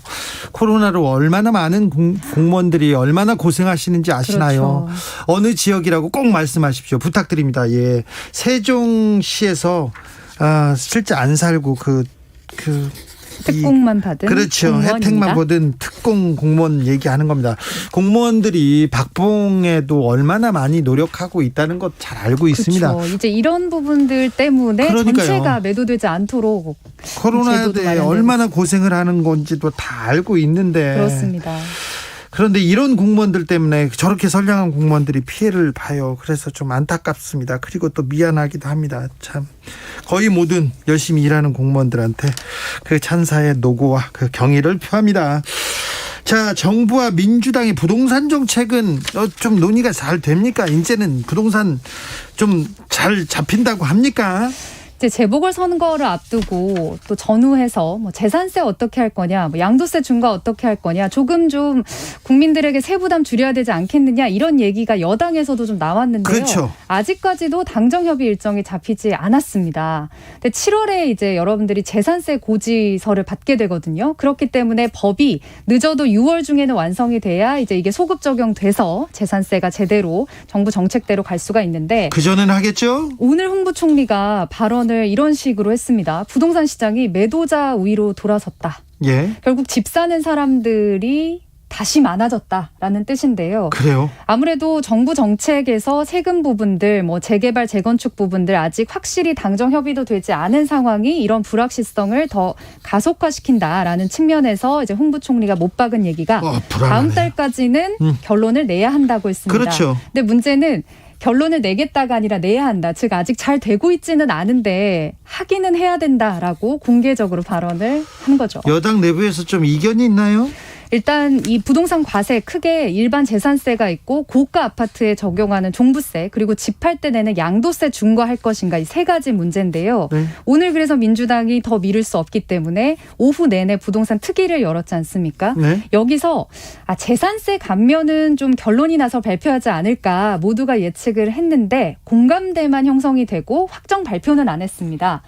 요약해서 알려드리면 지금은 공시가격 6억 원인 집까지 재산세 깎아주는데 최근에 이제 집값도 오르고 공시가격도 올라서 9억 원 집까지 즉 공시가격 기준이니까 13억 원 정도의 집까지는 재산세 세율을 0.05%씩 감면을 해서 조금 세금을 수십만 원씩은 줄여주자 이런 방안에 공감대를 이뤘는데 네. 나머지는 결론이 안 났습니다. 특히 종부세 완화 부분에 대해서는 민주당 내에서도 이거 부자 감세를 집값 내리겠다고 하면서 지금 논의 시험대로 올리는 게 맞느냐, 뭐 당대표, 원내대표 의견들도 확실히 다른 부분들이 있고요. 해서 민주당 내부에서는 오늘 회의 결과에 대해서도 뭐 앞으로 의원총회나 당정협의에서 얼마든지 바뀔 수 있기 때문에 아직 확정 못한다. 이렇게 지금 회의가 끝난 상태입니다. 치열하게 고민하고 토론해야죠. 근데 아무튼 고민이 깊어집니다. 민주당의 고민은 계속 깊어집니다. 대선을 앞두고 있기 때문에 지금 이제 민주당에서는 과세 부분 어떻게 할지 많은 사람들 의견을 들어야 되잖아요. 네. 근데 이제 라디오 들으시는 청취자 여러분들도 마찬가지겠지만 종부세 감면에 집중하는 게 지금 이 서울 경기도 집값 폭등하는 것을 잡는 데 맞는 것이냐. 상대적 박탈감만 조장할 수 있기 때문에 세금 감면하는 부분에 있어서는 민주당인 여당이 신중하게 접근을 해야 될 때입니다. 그렇습니다. 신중과 그리고 또 치열함과 또 전격적으로 이렇게 또 시행하는 모습도 보여야 될 텐데 부동산 정책은 참 어렵습니다. 네. 기자들의 수다 지금까지 KBS 김비치라 기자였습니다. 감사합니다. 고맙습니다. 교통정보센터 다녀오겠습니다. 오수미 씨. 네, 시각 교통정보입니다. 산발적으로 약한 비가 내리고 있는 목요일 퇴근길입니다. 일부 구간에서는 사고의 영향도 받고 있는데요. 호남 고속도로 지선 논산 쪽으로 양촌 하이패스 2차로에서 사고가 났습니다. 처리 중이니까 잘 살펴서 이동을 해주셔야겠고요. 그리고 유성 일대에서는 교통량이 많아서 정체입니다. 서해안 고속도로 서울 방면으로도 화성 휴게소 부근에서 화물차 관련한 사고가 있었습니다. 이 여파로 발안부터 정체가 더 심해졌고요. 계속해서 매송 휴게소를 지나 용담터널, 금천 일대까지 각각 속도가 안 납니다. 평택 시흥간고속도로 시흥 방향 조암에서 송산 마도까지 14km 구간에서 속도를 줄이고 있습니다. 중부 고속도로 남이 쪽으로는 충청권인 오창 일대에서만 5km 막히고 있고요. 반대 하남 방향으로는 경기 광주에서 중부 1터널, 다시 동서울 요금소에서 만남의 광장 휴게소까지 밀리고 있습니다. 지금까지 KBS 교통정보센터였습니다.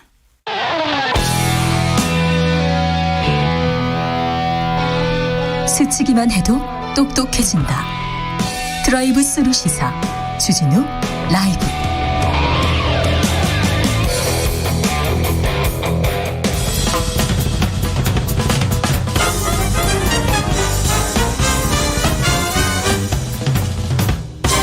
훅 인터뷰. 모두를 위한 모두를 향한 모두의 궁금증 훅 인터뷰 국민의힘 당권 경쟁 훅 후끈 달아오르고 있습니다. 여론조사 1, 2 후보들 다 출마 선언을 했고요. 이제 진영이 꾸려진 것 같습니다. 초선 김은혜 의원 기세 만만치 않습니다. 나경원 전 의원한테도 밀리지 않습니다. 남 탓하는 나경원 시대상에 안 맞는다. 돌려막기는 안 된다. 이렇게 얘기하는데요. 자, 왜 김은혜가 국민의힘의 당대표가 돼야 되는지 직접 들어보겠습니다. 김은혜 국민의힘 의원, 어서 오세요. 안녕하세요. 네. 치과 선생님 같으시던데요? 누구요? 치과 선생님 같으세요. 누가요? 앵커님이요. 예. 왜요? 방송 직전에 훅 들어갈 수 있으니까 네. 아프지 않을 거예요라고 말씀하시면서. 아유, 저는 아프지 않습니다. 네. 자, 당대표에 도전하셨습니다. 자, 이유가요? 제가 아니면 안 될 것 같아서요. 그래요? 왜 김은혜가 아니면 안 됩니까? 우리 당이 너무 어려운데요. 네. 저희가 안분지족으로 4월 7일 재보궐선거 이후에 살았거든요. 네. 축포만 쏘았고요. 그 사이에 저희가 무너지는 줄 몰랐어요. 그래요? 그래서 국민들은 저 당은 어쩔 수 없구나라고 생각하시던 때였고요. 네. 이런 저체조명 위기에는 네. 혁명적인 리더십 교체만이 국민들에게 저 당이 좀 꿈틀거리면서 몸부림치는구나. 네. 그렇게 느낄 수 있는 유일한 계기가 될 거라고 생각했습니다. 왜 주호영은 안 됩니까? 왜 나경원은 안 됩니까? 저는 당대표가 되는 게 네. 선수가 문제다 혹은 연세가 있다 없다의 문제가 아니라고 생각합니다. 예. 그렇지만 그분들이 이때까지 쌓아왔던 그런 경륜이라는 말에 현혹이 돼서는 안 된다. 네. 왜냐하면 실패한 역사만으로 우리가 계속 새로운 역사를 쓴다고 하기에는 네. 대선은 너무나 절박한 저희의 과제다. 그렇게 생각합니다. 그래요? 네. 이준석 전 최고위원 기세가 좀 만만치 않은 것 같습니다. 김웅 의원도 그렇고요. 네. 김웅 의원하고 이준석 최고위원한테 김은혜가 왜 약간 여론조사에선 밀리는 것 같습니다. 왜 그렇죠? 저 지금 당권 도전하겠다고 한 지 나흘밖에 안 지났어요. 아, 그랬어요? 네. 네. 늦게 시작하셨군요. 늦게 시작했습니다. 네. 그래서 초반에 예. 저는 선전하고 많은 분들이 격려를 해주셔서 예. 굉장히 흥미진진하게 이 판이 벌어질 거라고 생각을 하고요. 예. 그리고 그분들이 보실 때도 사실 젊다고 해서 검증을 제외하면 안 되거든요. 네. 그래서 저는 준비된 미래라고 감히 말씀을 드리고 싶습니다. 준비된 미래라면요? 왜냐하면 단순히 무슨 패기로 우리가 당대표를 뽑는 게 아니기 때문에 네. 그동안에 기자든 공직자든 제가 다양한 분야에서 다양한 경험을 하면서 리더십 훈련을 받은 트레이닝 받은 훈련 받은 자 네. 그렇게 감히 말씀을 드리고 싶습니다. MBC에서 기자를 오래 하셨고요. 그다음에 청와대 대변인 하셨고 기업에서도 또 활동을 하셨습니다. 그리고 정치권에 입문을 하셨는데 자, 네. 김웅, 이준석 이런 젊은 피보다 젊은 다른 분보다는 내가 이 부분은 낫다. 확실히 낫다. 이걸 보여주셔야 될 것 같은데요. 네. 아니 저희가요 반드시 통합을 해서 대선에서 이겨야 되거든요. 네. 그러려면 상당히 많은 변수를 접할 겁니다. 네, 그러니까요. 1+1 산수가 아니라 복합 고차방 정식을 풀어야 되는데 그런 면에서는 여러 변수에서 또 조직을 책임져 가면서 판단의 기로에서 그 선택의 갈림길에서 조직을 위한 또 국민의 눈높이를 맞추는 그 실행력, 추진력 그리고 소통 능력에 대해서는 제가 그분들보다는 조금 더 안정적이고 역동적인 긍정적인 품격 정치를 할 거라고 그분들도 생각하실 것 같아요. 긍정적인 품격 정치 그거 좋은데요. 꼭 필요한 덕목인데 우리나라 정치사에서는 그게 잘 안 먹혀요. 자, 김웅 의원은 홍준표 의원한테 마구 이렇게 하면서 둘이 설전을 하면서 또 이렇게 기사가 많이 나오고 이준석 전 최고위원, 진중권, 주호영 그 두 분과 설전을 하면서 이렇게 기사가 많이 나옵니다. 그러면 와 이렇게 하면서 이게 집중 효과가 있지 않습니까? 네. 이 부분이 좀 부족하신 것 같아요. 제가 너무 사람이 좋아서 그런 거예요. 아, 그래요? 품격 정치라고 하는 건 예. 그게 표가 안 될 것 같아서 포기할 건 아니죠. 네. 어떤 결과와 관계없이 저희가 나가야 될 미래는 제가 던져야 될 의무가 있다고 생각합니다. 네. 조경태 의원도 좀 전에 품격 얘기하셨는데 네. 품격 얘기하다가 좀 인기가 안 좋아 이런 얘기 하시더라고요. 당대표 경쟁자로서 조경태 의원은 어떻게 보십니까? 조경태 의원 이 현장을 돌아다니시는 이 탁월한 현장 감각은 네. 많이 배워야 돼요. 네. 저는 조경태 의원에 대해서는 정말 인상 깊게 많이 봤습니다. 자, 몇 가지 좀 세부적인 것도 물어보겠습니다. 네. 김종인 전 비대위원장이 도로 한국당으로 퇴행했다는 이런 우려가 나온다. 이렇게 아까 거의 비슷한 지적하셨어요. 자, 국민의힘이 변화가 필요하다고 말하는 사람들이 많은데 어떻게 변화해야 됩니까? 일단 저희가 변화를 얘기할 때는요. 네. 인적 변화가 최고입니다. 네. 물론 이제 컨텐츠도 변화시키고 리더십 변화도 해야 되는데 리더십에서의 교체만이 국민들에게는 벼랑 끝에 선 국민의힘이 이제는 젊은 피라고 하는 건 혁신과 변화의 피로 바꾸는구나라고 해서 동맥경화 직전에서 구출해야 된다고 생각하고요. 예. 그래서 나경원 의원과 관련해서도 제가 세판짜기로 가야지 돌려 막기로 하면 안 된다고 한 이야기도 예. 사감이 아니라 그냥 정치학 원론을 말씀드린 거였었어요. 예. 홍준표 의원 복당 문제는 어떻게 보세요? 홍준표 의원님 복당 문제는요.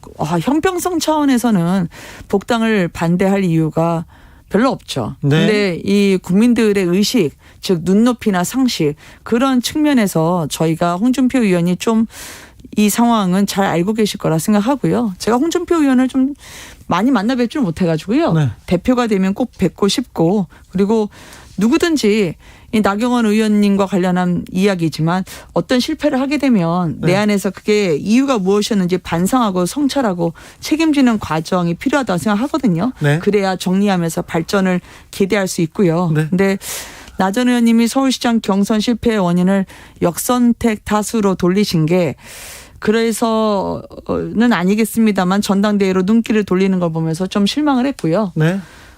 쇄신 대상이 쇄신을 외치면서 자리 욕심이 아닌 욕심을 내게 되면 대선 승리는 물 건너간 것이라고 저는 생각합니다. 알겠습니다. 네. 홍준표 의원에서 또 나경원 전 의원까지 두 명에 근데 대한 맥락은 같이 있는 건 네. 아닙니다. 주어는 없고요. 알겠습니다. 네. 주어는 없습니다. 얼마 전에 5.18 정신 민주당만의 것이 아니다 이렇게 얘기하셨어요?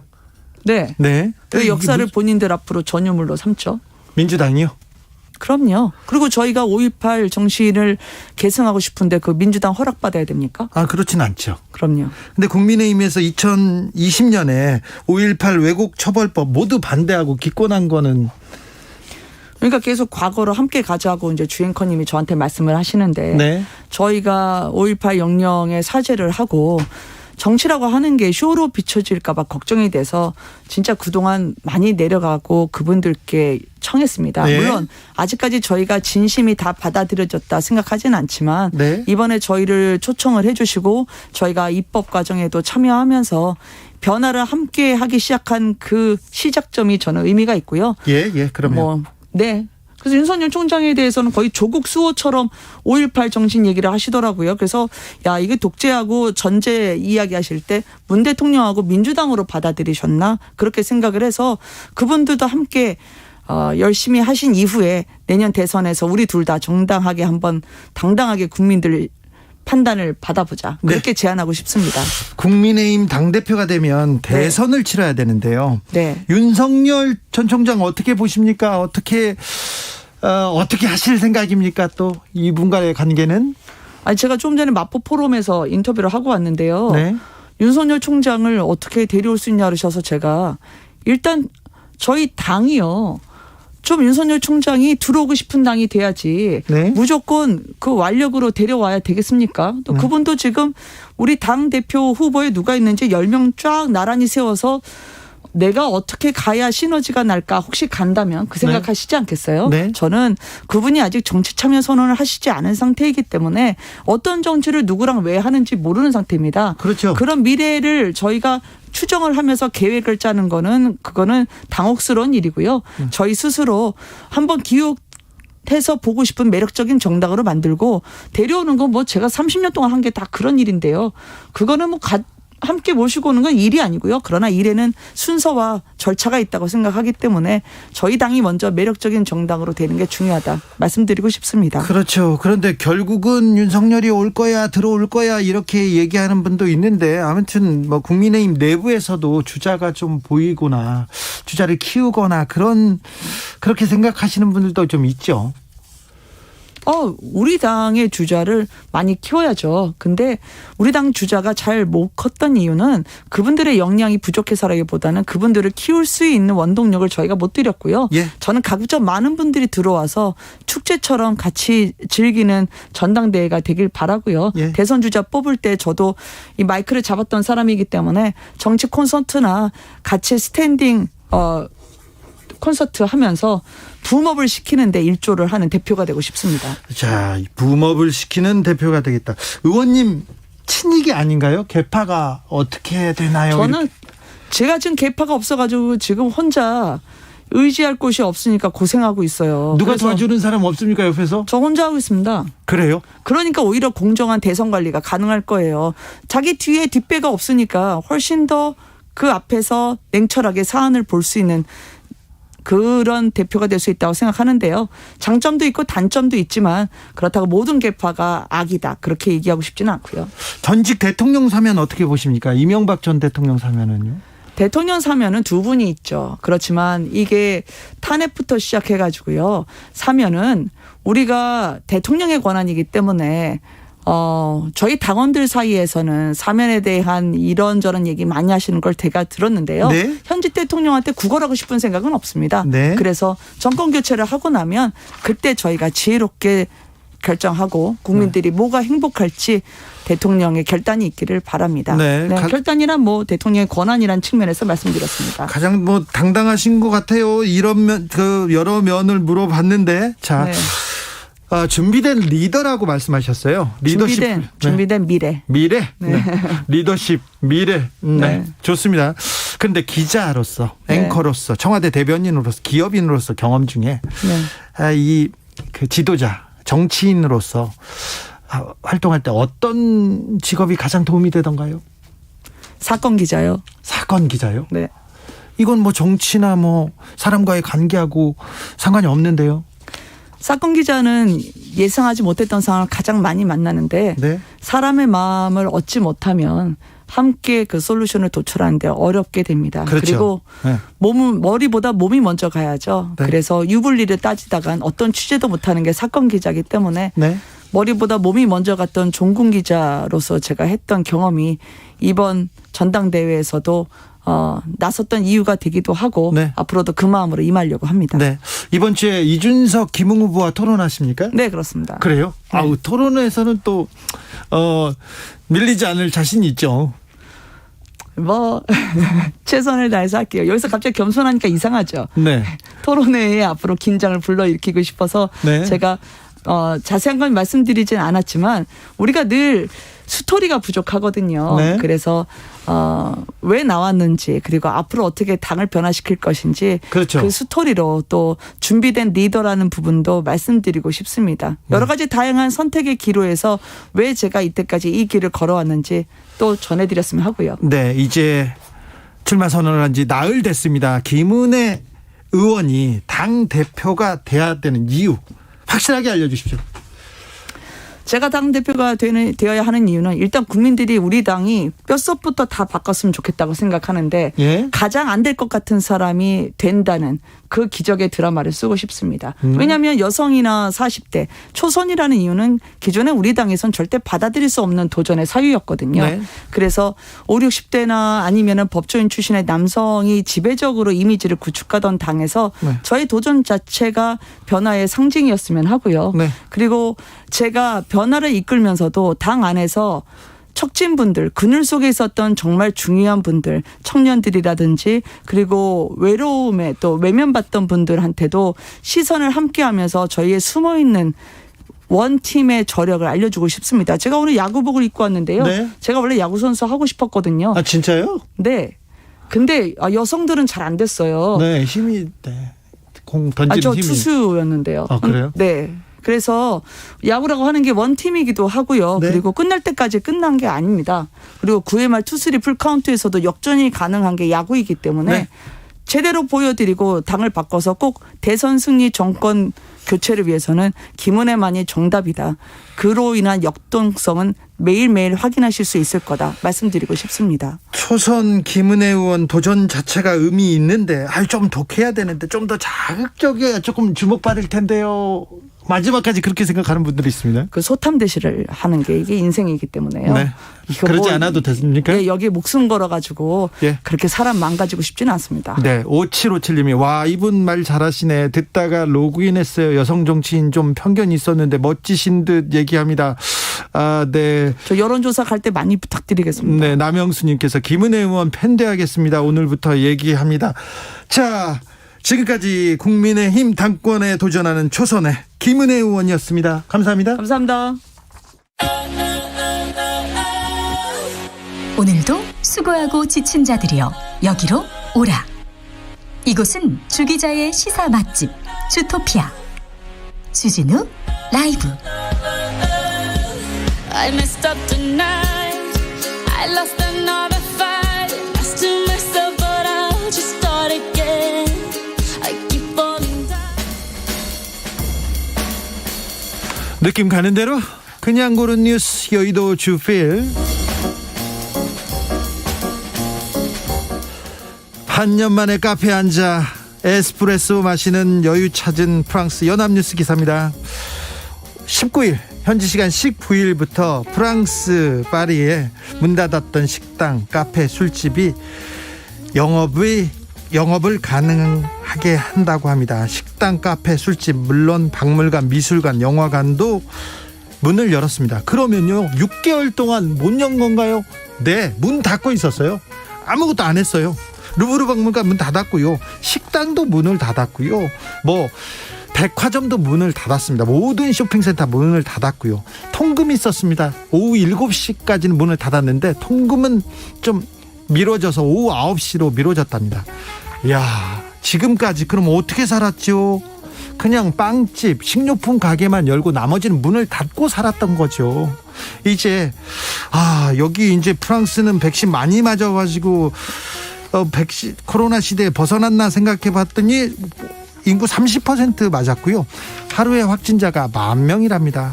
그냥 연 거예요. 그냥 연. 말 그대로 락다운, 모든 가게를 닫고 이제 문을 열기 시작했답니다. 그래, 열심히 해서 조금 루브르 박물관도 열고 베르사유 궁전도 계속 열었으면 합니다. 좀 프랑스 그리고 유럽 여러 나라 좀 분발해 주세요. 부처님 오신 날 서울 조계사 봉은사에서 소란이 잇따라 연합뉴스 기사입니다. 어제 부처님 오신 날이었습니다. 10시에 조계사 대웅전 앞마당에서 봉축 법요식을 진행할 때 그때 여러 명이 그 조계사 앞에 가서요 오직 예수 이렇게 외치면서 찬송가를 불렀답니다. 약 5시간 동안. 강남에 있는 봉은사에는 한 여성이 와가지고 행사를 하는데 막 회방을 놓았답니다. 소리 지르고 욕설을 해가지고 부처님 오신 날 행사를 방해했다고 합니다. 아이고. 교황청에서 교황님도 부처님 오신 날 축하한다고 이렇게 성명을 내셨어요. 아이고. 예수 믿으세요. 제발요. 네, 예수 믿으세요. 한강 실종 후에 숨진 손정민 씨를 관련된 기사인데요. 무속인에게 한강 사망 사건 물어본다. 돈엄은 유튜브 콘텐츠 한겨레 기사입니다. 어떤 유튜브에서는요, 저기 지나가는 사람이 용의자라고, 살인 용의자라고 찍어서 얘기를 합니다. 어떤 사람은 이 무속인한테 찾아가가지고 점괘를 물어봐요. 그러면서 이성 문제로 싸움이 났다 이렇게 얘기하고 무당을 홍보하는 그런 문구와 연락처를 이렇게 달려 있습니다. 그런 걸로 조회수 올리기, 후원금 모집을 하기도 합니다. 남의 고통을 가지고, 남의 죽음을 가지고 돈 버는 이런 일은 좀 그만해야죠. 사람의 이목을 끌기 위해서 더 자극적인 강도로 거짓말하고 그냥 가짜뉴스 만들고 이런 거는 좀 그만해야죠. 처벌받아야 될 내용입니다. 자식 잃은 부모도 있고 친구 잃은 사람들도 있지 않습니까? 좀 한 번만 좀 생각해 주십시오.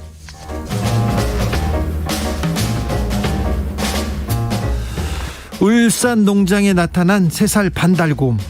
넌 어디서 왔니? JTBC 기사인데요. 울산 울주군의 한 농장에 반달 가슴곰이 딱 나타났어요.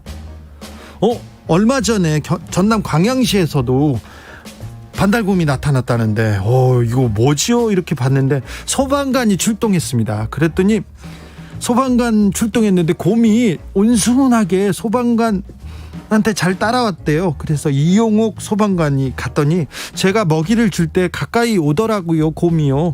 손을 내미니까 손을 막 핥더라고요. 그러면서 카스타드 2박스, 초코파이 1박스 다 먹었습니다. 얘기한. 아니 곰이 좋아하는 거 과자를 좋아하네. 저의 취향하고 좀 비슷하네요. 자, 지리산에서 방사한 토종 반달곰인지 아니면 인근 사육농장에서 탈출한 곰인지는 모르겠지만 곰이 내려왔다고 합니다. 곰이 그런 과자를 좋아한답니다. 네, 그건 몰랐네요.